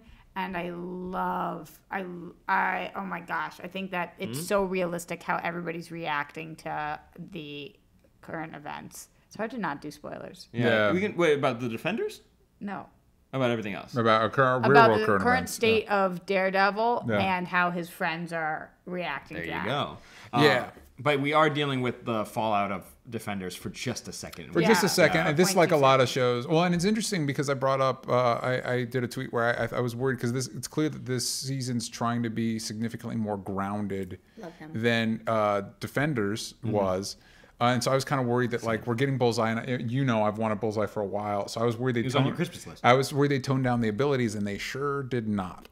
However, they did give him an origin, which makes his abilities seem ridiculous. Oh, in my head, this is when we get into spoiler talk when we talk about that, because I don't know, you may have reached his origin. I haven't. So what episode is that? That's later. 5 or that's before. That's after. It's after 6. No, actually, you're probably getting it too soon. Yeah, you're probably right on top of it. Yeah, it's coming up soon. 5. Yeah, it's a lot. It's with Wilson, so you'll get there.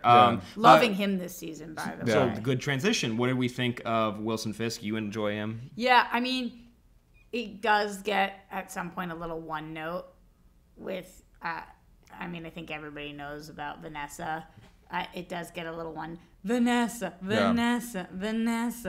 But it's true to who he is, his character. And I think he does a great job moving the story along this season. I think this is Vincent D'Onofrio's best performance as Kingpin. I will say the scene in season 2 with Matt in the room where he just slams him down. I'm like, I'm absolutely terrified of this man. Yeah. But this whole season, it was just, again, like you said, consistent. Yeah. I do think as you get later on, I do think they make him too all powerful. It's tough because this show, I think it started off really strong, and it's trying to be very grounded, and as it goes on, it takes some narrative shortcuts that, because everything else is so grounded, stand out more as being almost silly. And the pacing for this season and in relation to Kingpin, I think there's stuff they could have introduced earlier. I think for me, what made it a disappointment was because they structure these shows like a movie where it's one story. It's hard to judge. For me, it's hard to judge everything until. And I think I felt this more this season of Daredevil than any other Netflix show. I didn't know how I felt till the end, and at the end, it's like, oh, we did this already. It's season 1 of Daredevil. It's literally just season 1 of Daredevil again. Except with the mistakes of season 2, where it's like, hey, we have these 3 characters, Matt, Foggy, and Karen, that have great chemistry, and we like seeing them together. What if they didn't hang out all season? And it's like, well, you did that in season 2, and it kind of sucked. It's like, well, we're doing it again. I like season 2. I like season 2, but these characters are better together than separate, and I think there's. No, I like them. They're separate because Foggy and Karen are together. And that's my point about the supporting characters, how they're used, because I felt like Karen was 100%. We at this point, they finally established you got an English degree, right? Cool. Now it makes just a tiniest bit more sense why you pivoted so easily to journalism and you became so good at it, like so fast. Like so they say. We've heard some of her writing. That's not that great. She did do a speech one time, and you're like.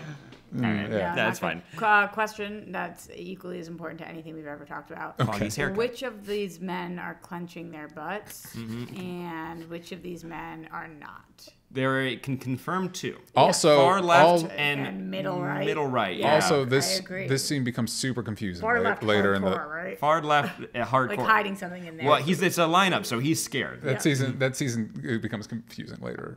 This scene becomes See, confusing. I'm excited later to dive in into it the season. because it does, but I very much enjoy it. So Yeah. I mean, where they take Kingpin, they brought him to, like you said, like kind of, or maybe you mentioned, somebody mentioned, it's kind of like an all-powerful. If it's a good point, I did it. It's Yeah. an all-powerful. There you go. It's like an all-powerful being, but I like that there are ways to knock him down. There's vulnerabilities that you can see. And it becomes, I'm not spoilers, but they introduce elements that harken back to season 1. But in the last 2 episodes, basically the show kind of finds a groove within the last 2 episodes that it's like, this should have happened. And like a lot of these Netflix, I don't know about you, but for me, a lot of these Netflix shows, it's like, you're at the last 2 episodes, it's like, this should have happened like 5 episodes 10 ago. episodes would have been. Do you have? I think honestly, I think all these Netflix shows at this point, we've watched enough of them. They should be like 6 episodes, Wow. especially because an I hour, like an 8-episode an season. hour is half of a movie, Yeah. right? You look at like our CW shows, normal TV shows, they fill that hour. These Netflix shows are like, let's stretch the plot of a 2-hour movie over 13 episodes. Don't do that.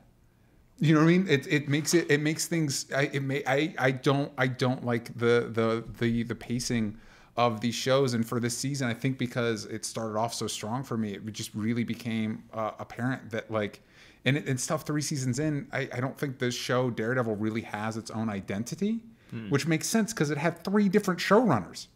You know what I mean? So it's not telling one. That is tough. This show doesn't build off of itself.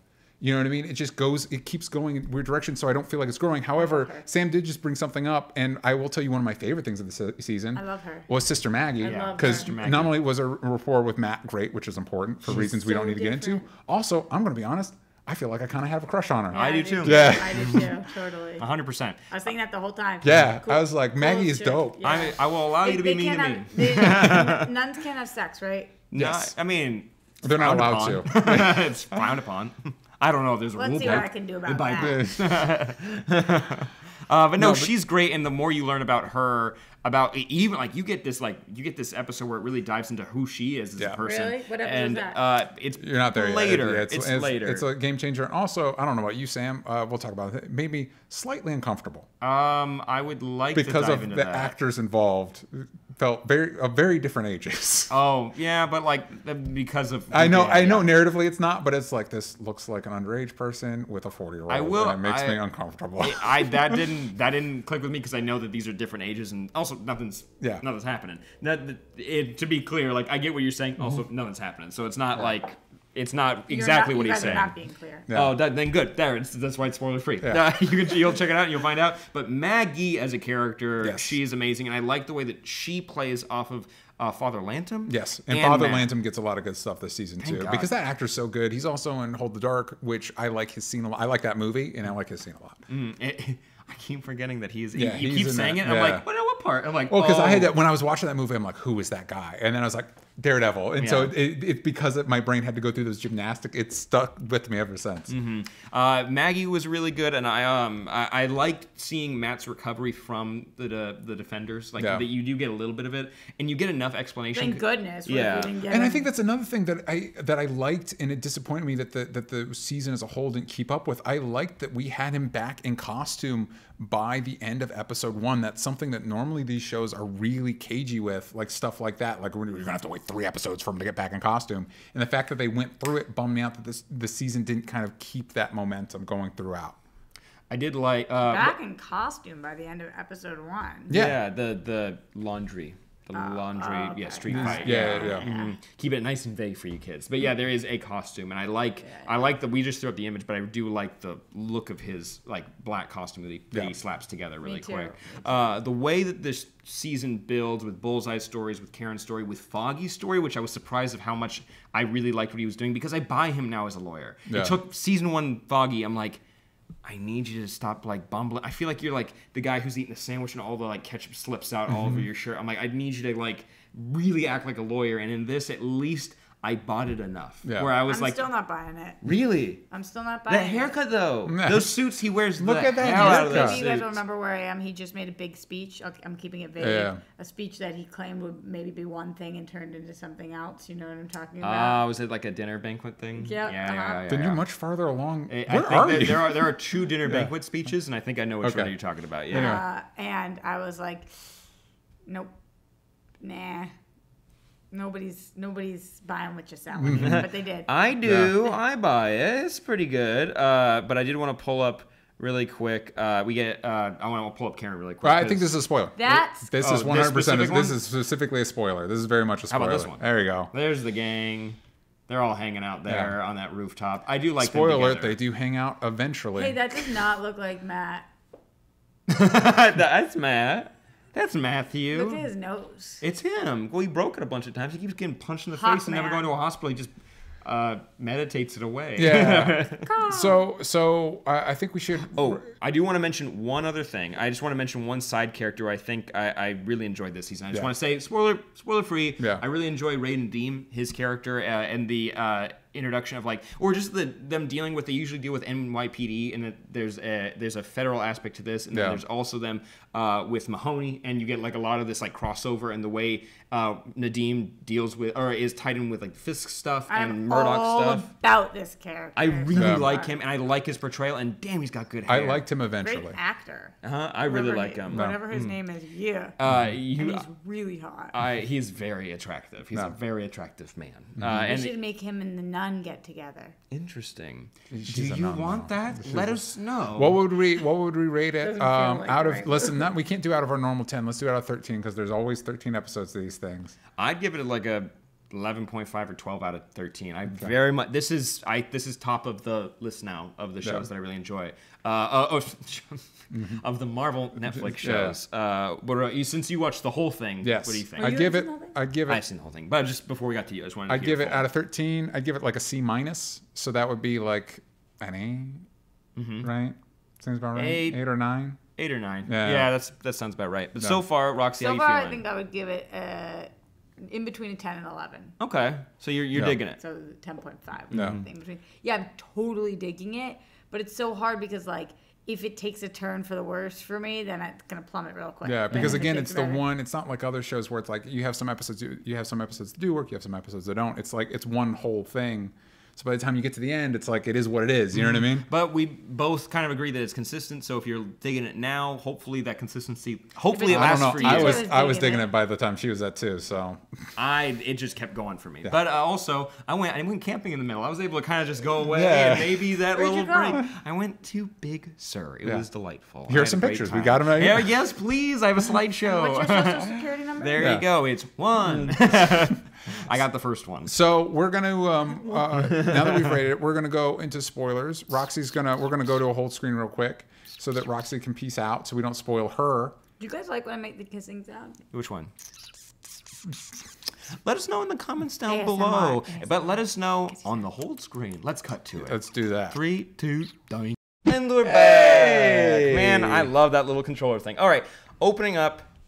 This is spoilers, by the way. We're spoilers. If you've not Spoilers. finished Daredevil season 3, you might want to head out. And this is good too. 3, 2, 1. boom. out. And this is good because it's hard to remember what's a spoiler and what's not a Let's spoiler just with the open up. show. Let's go into something crazy real quick. The 11-minute single take.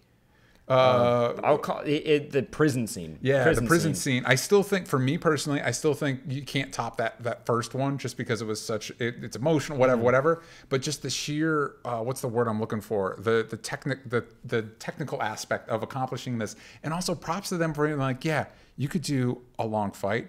But what if we had a dialogue scene in the middle of this thing that's really actually super important to the plot? Yeah, it's super important. So if you bungle it, we're starting over. They really acted the shit out of this scene. And as they're leaving, you're just watching a riot unfold, and you're like, It escalates a lot. And I really like that they escalated all the way. They really crank it up to 11. Fire. There was fire involved. Yeah, where'd they get it? Were there any burns? There was no people on fire. No, I there feel were like that would have fires, been a though. step too far. It's Yeah. that's one element we don't need to incorporate into this craziness. Let's start with the action too. Let's go into the other big action scenes where we have 2 big fights with Bullseye. The first one being in the Bulletin, which, oh my God. The Bulletin is one, I think, the best action scenes they've done on the show. I will say, when he pulls that baton out of that person's neck, I'm like, yeah. Oh, he's a bad guy. You know what? Finally, I was like, he might be a bad guy. Hold on. I was on the fence. Yeah. He was talking about killing animals, but this might be a bad dude. When he beams his coach in the back of the head with a baseball, I think now I know he's a bad guy. Now I know. And also the payoff is the wrong way to phrase that. But the next episode when Karen sees all the phones, which by the way, there's like half dozen, like 7 or 8 phones, and then she's like 3 people died. And where'd all the phones come from? Why are all those phones there? Some of those the people live double lives. Yeah, because I'm going to be honest with you. When she said 3 people died, not to be that, but it's like, actually, that's a lot better than I thought. Was it only 3 people? She said 3 people died. It looked like a lot more. It looked like he killed a whole floor full of people. Maybe he severely hurt several of them. And we took the phones for evidence. Yeah. What if he touched them? That fight is really good. I will say that I thought the fighting choreography was overall weaker this season than past season. It felt a little stiffer than normal. It felt stiffer, and I noticed it more not from Matt, but from Bullseye when he was in the suit. The suit, great way to get any stunt double you want in there. But there's some about it makes it feel. That's why Let's the season bring him one. Up in the suit. Let's bring him up in the suit. It does look really good on him. I'm a big fan of him. You know what? I don't want not to diss Charlie Cox. I think the suit looks better on him. Wilson Bethel than it does on Charlie Cox. He looks real good in the suit. But you know what? Let's go into Wilson Bethel. Let's talk about Benjamin Poindexter, which I know Bullseye has different names too, and Dex is a fun name for a bullseye because it sounds like a Western, like gunslinger. Yeah. But then when they say Benjamin Poindexter, and they call him Poindexter a lot. Yeah, it's Dex. like not.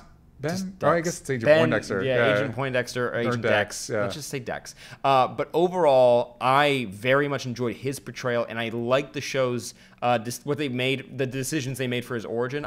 For me, the way I interpret it, because I think we have different interpretations, but let's share both. Yeah, go for it.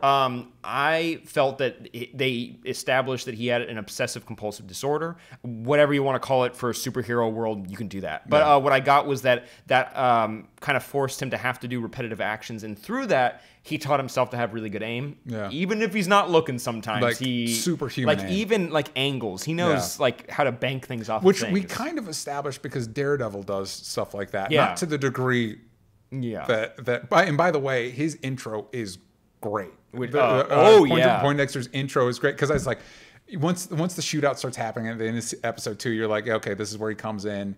And again, I was still worried, like, is he going to be Bullseye? And then he does a bullet bank shot off a pole, and then like pulls the gun apart and then uses it. It's like, oh yeah, that's Bullseye. But also, what's cool is that there's small things, and so I'm not even registering that like. They're not as small as bullets, which like when a gun goes off, you have the sound to really like notify you that something's flying at you. Yeah. In other shows, you'd have like you'd hear a bunch of other noises. Yeah. But with this, it's just like small things, so it makes it a little bit scarier for me. Yeah. But I like that I like the way that they had like this art house way of showing his origin, that Wilson Fisk is like walking through his life, and I wish at one point he was like, it's gonna be okay. Like it's like way confusing. Like is he time traveling with these little tiny cassette tapes? Oh no, he's the three-eyed raven. Oh no. But I enjoyed that, and I like the idea of Wilson basically manipulating this mentally ill person for his own needs. And also it disconnected my brain since this is spoilers. I didn't realize that Wilson killed her. I didn't realize. I know. Oh yeah. I thought they bagged her because they drugged her and they bagged her and they were going to take her somewhere else. But I was like, oh. Yeah. As soon as they said they literally fridged his girlfriend. Yeah. Her girlfriend in the fridge. Yeah. They literally, if you're bothered by that unsettling trope, well, guess what? They literally do it in the show. They literally do it. And but then he goes full crazy boyfriend when puts her in the car. Yeah. And I like that. Like it's the stalker tendencies. He's looking for someone to give him something to live for, which is still like there's troubling things that you could definitely dissect with like her being okay with it too. It's like for a second where it's like, you know what, this is kind of toxic, and for a second I'm like, oh, I'm glad they ended it, but then later when I realize they ended it because they kill her, I'm like, you could really dissect this as being really troubling. But you know what, right now we're not going to roll with it. But for you, I understand the idea of wanting to give Bullseye, because in the comics he's similar in backstory to Joker in that the only origin we have is his telling of it, and he's like, that might not be true. You know what I mean? He just kind of shows up as an assassin. I did a Wikipedia search, and like one was like a circus thing, one was like a baseball, which we get a shout out to with his, and then even the cap has the bullseye on it. But a couple problems I had with it is, one, it makes his abilities even more. It's one thing if he comes from no one, you're like, what? How did this guy learn to do this? Because it's nuts.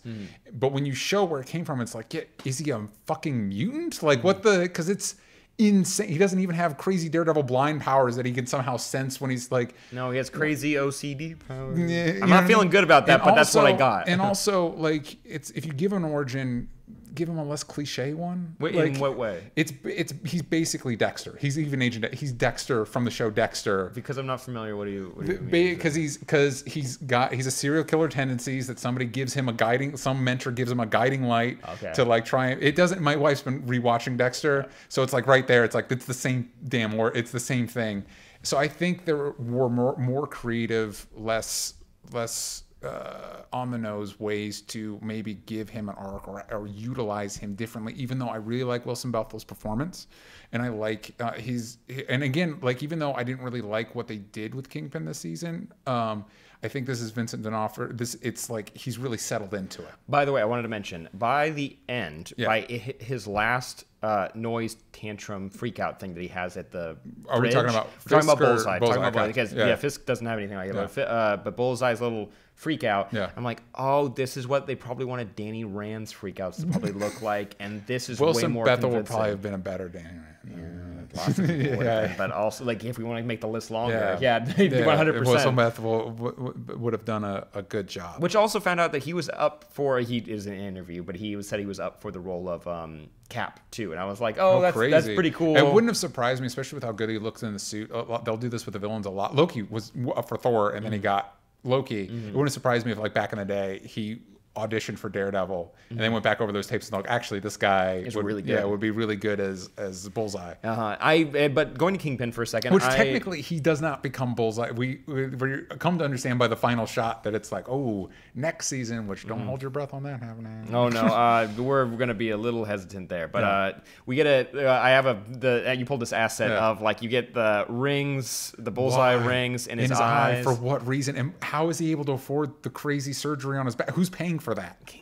I don't know. Oh, the doctor that is doing the surgery is from the X-Men comics and does experiments on people. Maybe this is just like Doctor from Luke Cage taking the brother. Sure. You know, it's not a great answer for you, so I'm not sure. But maybe especially when you could have had him ditch in the final fight when he sees the girl in the fridge, has the freak out, have him like brand his forehead and be Bullseye. Like, I'm Bullseye. Fuck the costume. I'm Bullseye now. You know what I mean? And it would have been. Did you say brand his forehead? Or brand his forehead, cut it in, because, you know, a lot of the versions have the Bullseye in his head. Colin Farrell. Just do it. You know what I mean? Just go for it. He doesn't need a full costume, but he can still be Bullseye. Which, by the way, since he has the hat, he could have also done a little paint. Anyways, can we go into how stupid, ridiculous Daredevil's plan at the end was? Like, listen, I don't want to kill people. I'm just going to send this mass murderer in and have him kill several FBI agents so that I can get in to kill Kingpin. And at the end, he's like, oh, you know what? I decided not to kill Kingpin. It's fine. We saw the guy you let in murder several people. Dirty agents. Hey, I don't think, let's be completely real too. Daredevil doesn't do the best job of making sure everyone gets out alive. He does a pretty okay job. I did like the scene with him and Ray where he's like directing Ray to shoot people, by the way. But I do like that scene where he's kind of like guiding Ray through the thing. So that logic tracks. It logic tracks of what they set up. It's like, hey, we can't get out of here. He unleashed Bullseye into a party of people that we saw Bullseye eviscerate several people a part of. And sure, some of them might have been corrupt agents, right? But we don't know that for I will say that I question it, same as you, but it didn't bother me because it was just you turning the one weapon that Wilson has, or the most powerful weapon Wilson has against him. And I like the idea of the three-way fight in the bedroom, although a lot of the staging is weird. Vanessa, go downstairs, leads her upstairs. And then she, leave. And she's literally just standing in the background for several of the shots. It's like, what's happening right now? This dude's like weaponizing like anything in the room. Get out of here. Yeah, like, why don't you actually leave? What? But let's get into. Well, I like the fight in that he ends up getting paralyzed, so it's like you're getting some kind of backstory. Does Bullseye have like? I don't know. Whatever it is, confuses. I'm going to be honest with you. Are you supposed to explain how he gets even better? Yeah. He kills two people with a beer bottle in one episode, throwing them backwards. That was really cool. You're not going to make you're not going to improve him. Like, well, maybe he's more durable. No, don't I? Basically, he's just scarier. Yeah. How can we make him scarier? Yeah. It's every Halloween or Freddy versus Jason Yeah, movie exactly. ever. You just make him a little bit scarier. But talking about Wilson Fisk, this season, what I enjoy the most is showing how he is controlling.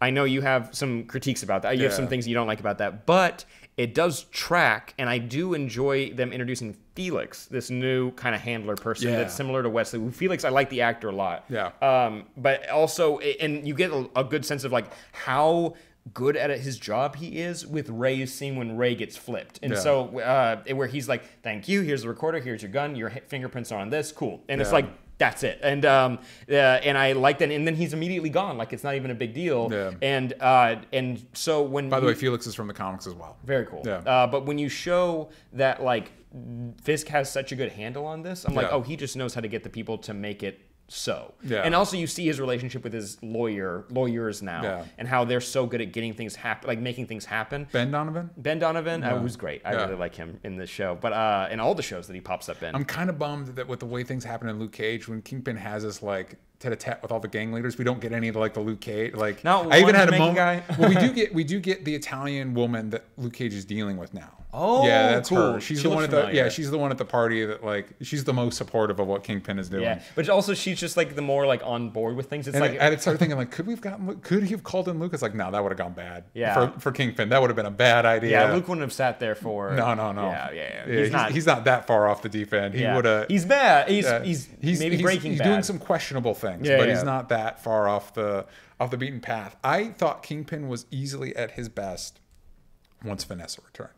Because suddenly, That's pretty late. I know. Suddenly, his humanity returned, and I saw the magic that other people saw in his performance from season 1. You know what I mean? And because he's so overpoweringly, like I don't know how a grand jury works, but like he's got him flipped. The second, I love that scene. I love that because it just it's crazy serial killer mentality where you threaten someone and you give them all the info of everyone else that's being adjacently threatened. Yeah, I'm hoping a grand jury does other like. They weren't doing that specific one because how did Kingpin know to get to them and get that information? That's how good Felix is. Sure. Anyway, but when Vanessa shows up, I like the arc they put Vanessa on where she wants to be more involved. Yeah.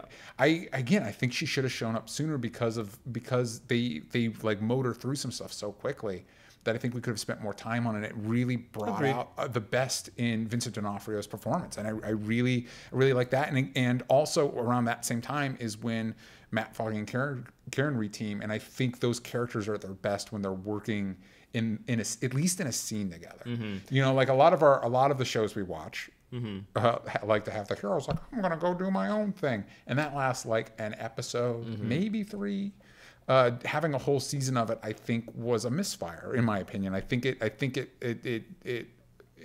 when you have something that works like that, not use it, and it makes me feel like people don't know what to do with this show or this character. And I think it comes from the fact that I said 3 before. We've had 4 showrunners.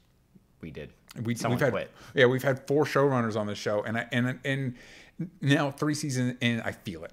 Like I don't know why I would want to return to a season 4 of this show. Mostly because I don't know what it would give me. You know what I mean? Story-wise, or just I know what it would give me story-wise. Bullseye's going to come back. He's going to kill Vanessa because Vanessa's dead. Kingpin's going to come back out swinging for Matt and reveal his secret.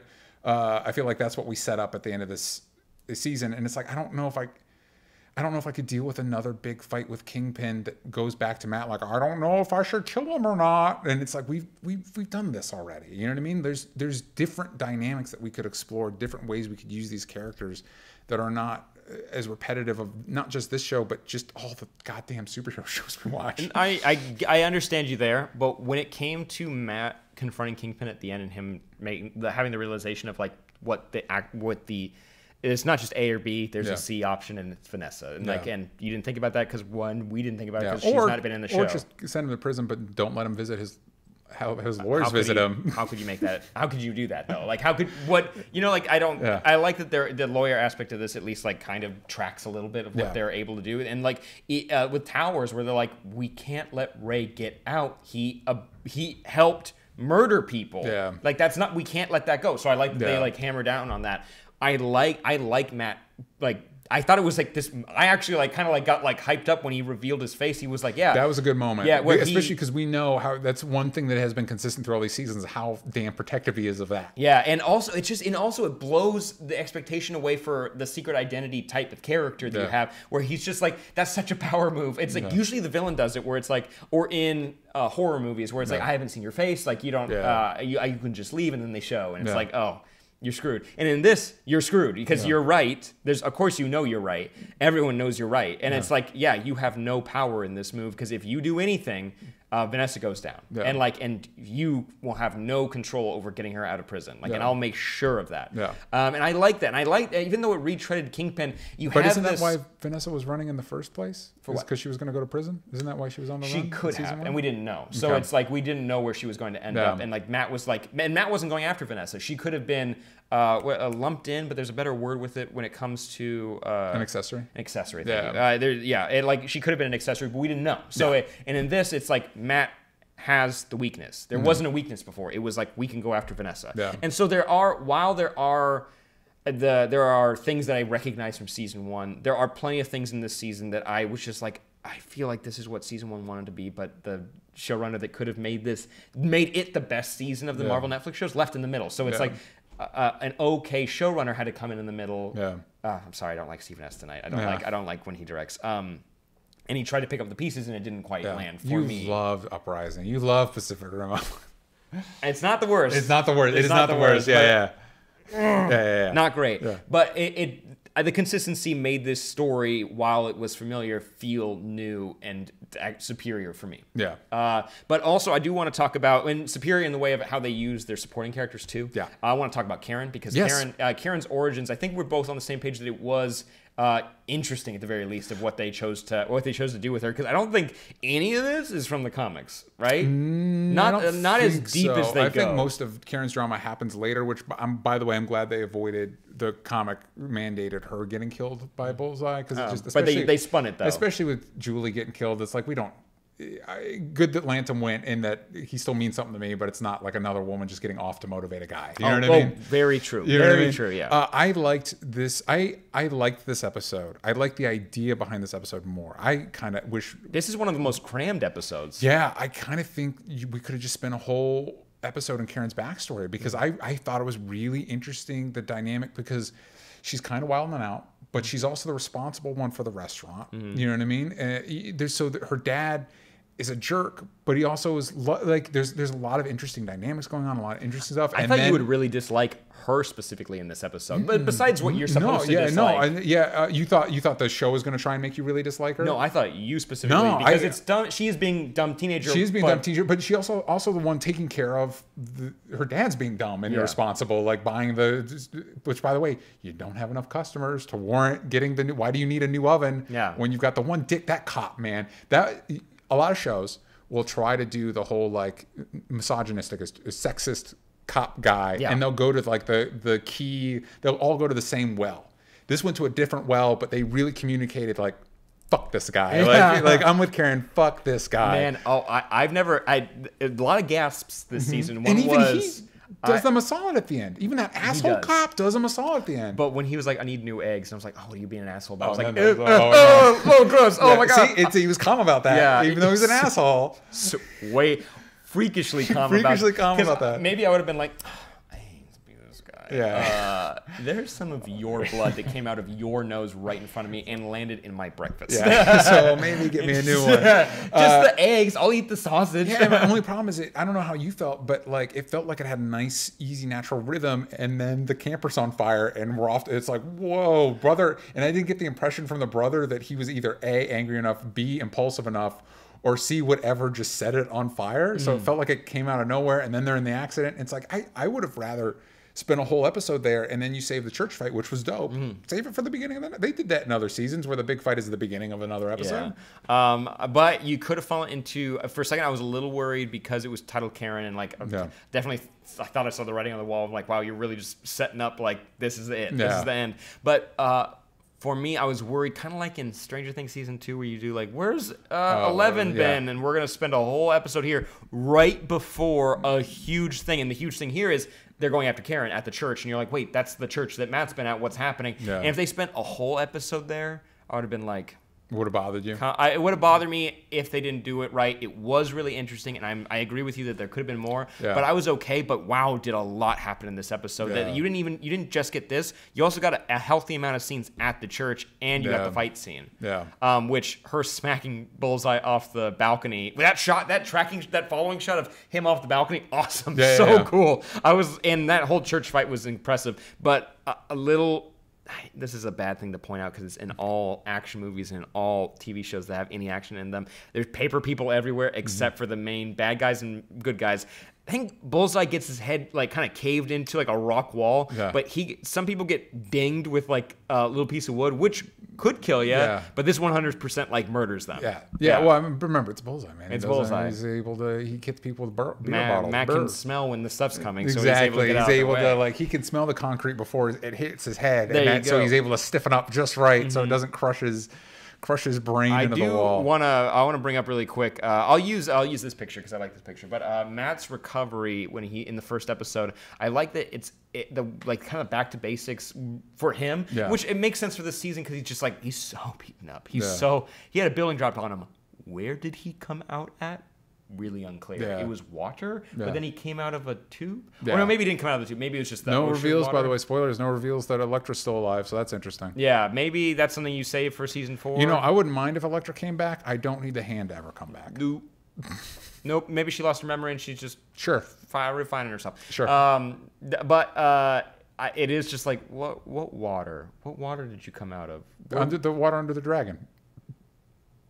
So you understand what that's ridiculous. The water sorry, the dragon. Which, by the way, the second they did that, I'm like, oh fuck, all of them could have survived. Everybody down there could have just been Madame Gao's flushed out of the water. No, more than actually a lot of those people. Yeah, Elektra and Madame Gao should have. She could have used her psychic powers, her or force whatever. powers. Yeah. But I liked him like feeling the subway stations and him getting back to basics, and also him being deaf in one year. I was like, oh, I can kind of like feel it. I can kind of feel just like because it's so much of who he is. It's so important to who he is, and it's like you're taking that away from him. Yeah, I really liked the first few episodes. I thought it went to some cliche superhero territory, but I thought the attention to detail really saved it. And just as the season went on, I just felt like it was making decisions that I felt like made the show weaker, and it just compounded, and especially again like a movie, like for example, I thought Whiplash. Have you seen Whiplash? No. And you're like, oh, you gotta watch. Yeah, you really do. But it wasn't. I was enjoying it until the end, and at the end, everything clicked into place, and you're like, oh, this is what this movie is, and it became one of my favorite movies. Yeah. You know what I mean? So the ending of a movie or a story, and because of the way these Netflix stories are structured, it's not individual episodes where like most of the CW shows we have some good episodes and some real stinkers, and because of the way we watch them, you feel that. But these Netflix shows, it's the one thing. Yeah. And so at the end, when it kind of came, like I can't tell you what Matt's emotional journey was. I can't tell you what Kingpin's emotional journey was. I can't tell you what decisions they came to as people, how they grew as people. They're literally in the exact same spot that we left them in season 1.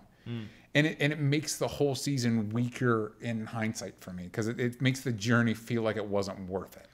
To me. I think the person who grew the most probably was Karen, because we learned the most about her. She also gets a really lovely scene where she reveals to Matt, and she reveals to Foggy, but then when she reveals to Matt... Thank God we dealt with that finally. Yeah, she reveals to Matt, and I think what made that scene work is in a lot of superhero shows, like the side character will be like, I killed somebody, and the hero's like, ah, you bitch, you know what I mean? And Matt's really affectionate towards her. Bam! Yeah, you know what I mean? Yeah. Like, Matt is really, really...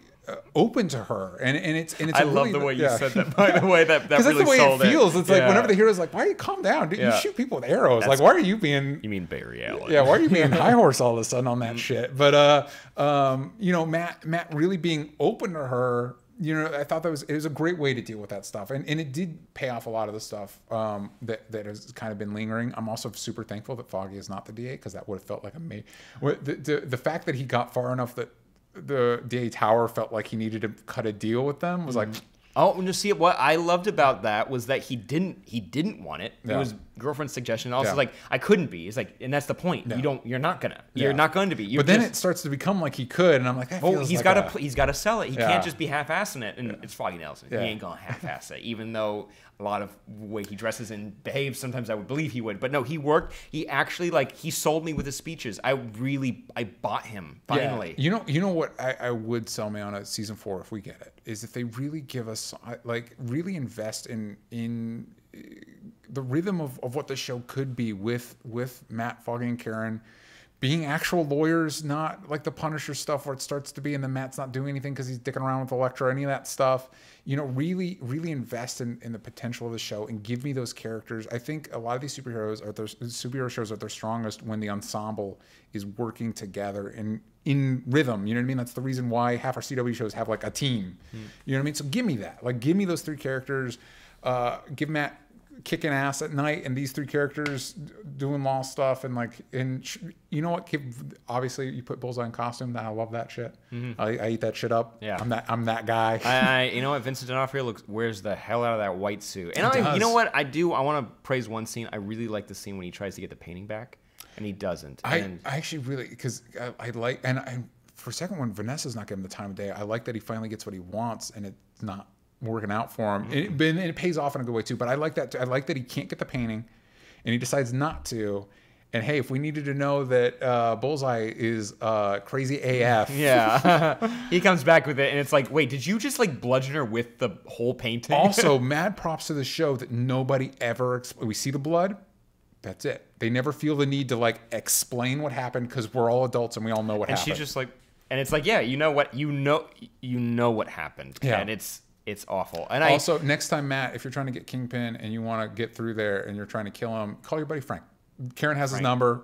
Frank has a personal vendetta against Kingpin. Frank will happily. I know he's in whatever meetings he's in now. I can guarantee you, Frank Castle will happily murder the fuck out of Kingpin for you. I am very excited for Punisher season 2. I'm just curious. What else could happen? I'm excited for that just because the nerd in me is excited for Jigsaw, and also I really enjoyed Punisher season 1. We always do this. We always rate the shows. Yeah. For me, it's still tops. Jessica Jones season 1, Luke Cage season 2, and Punisher season 1 are like the pinnacle.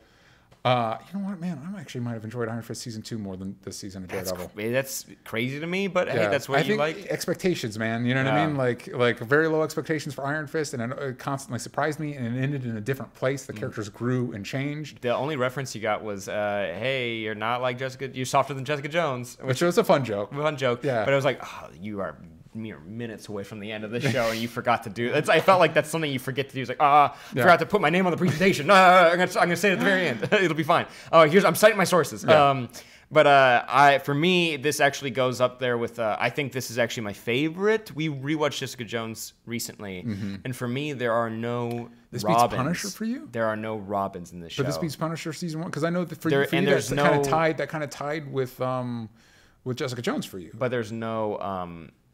Bomb gun control.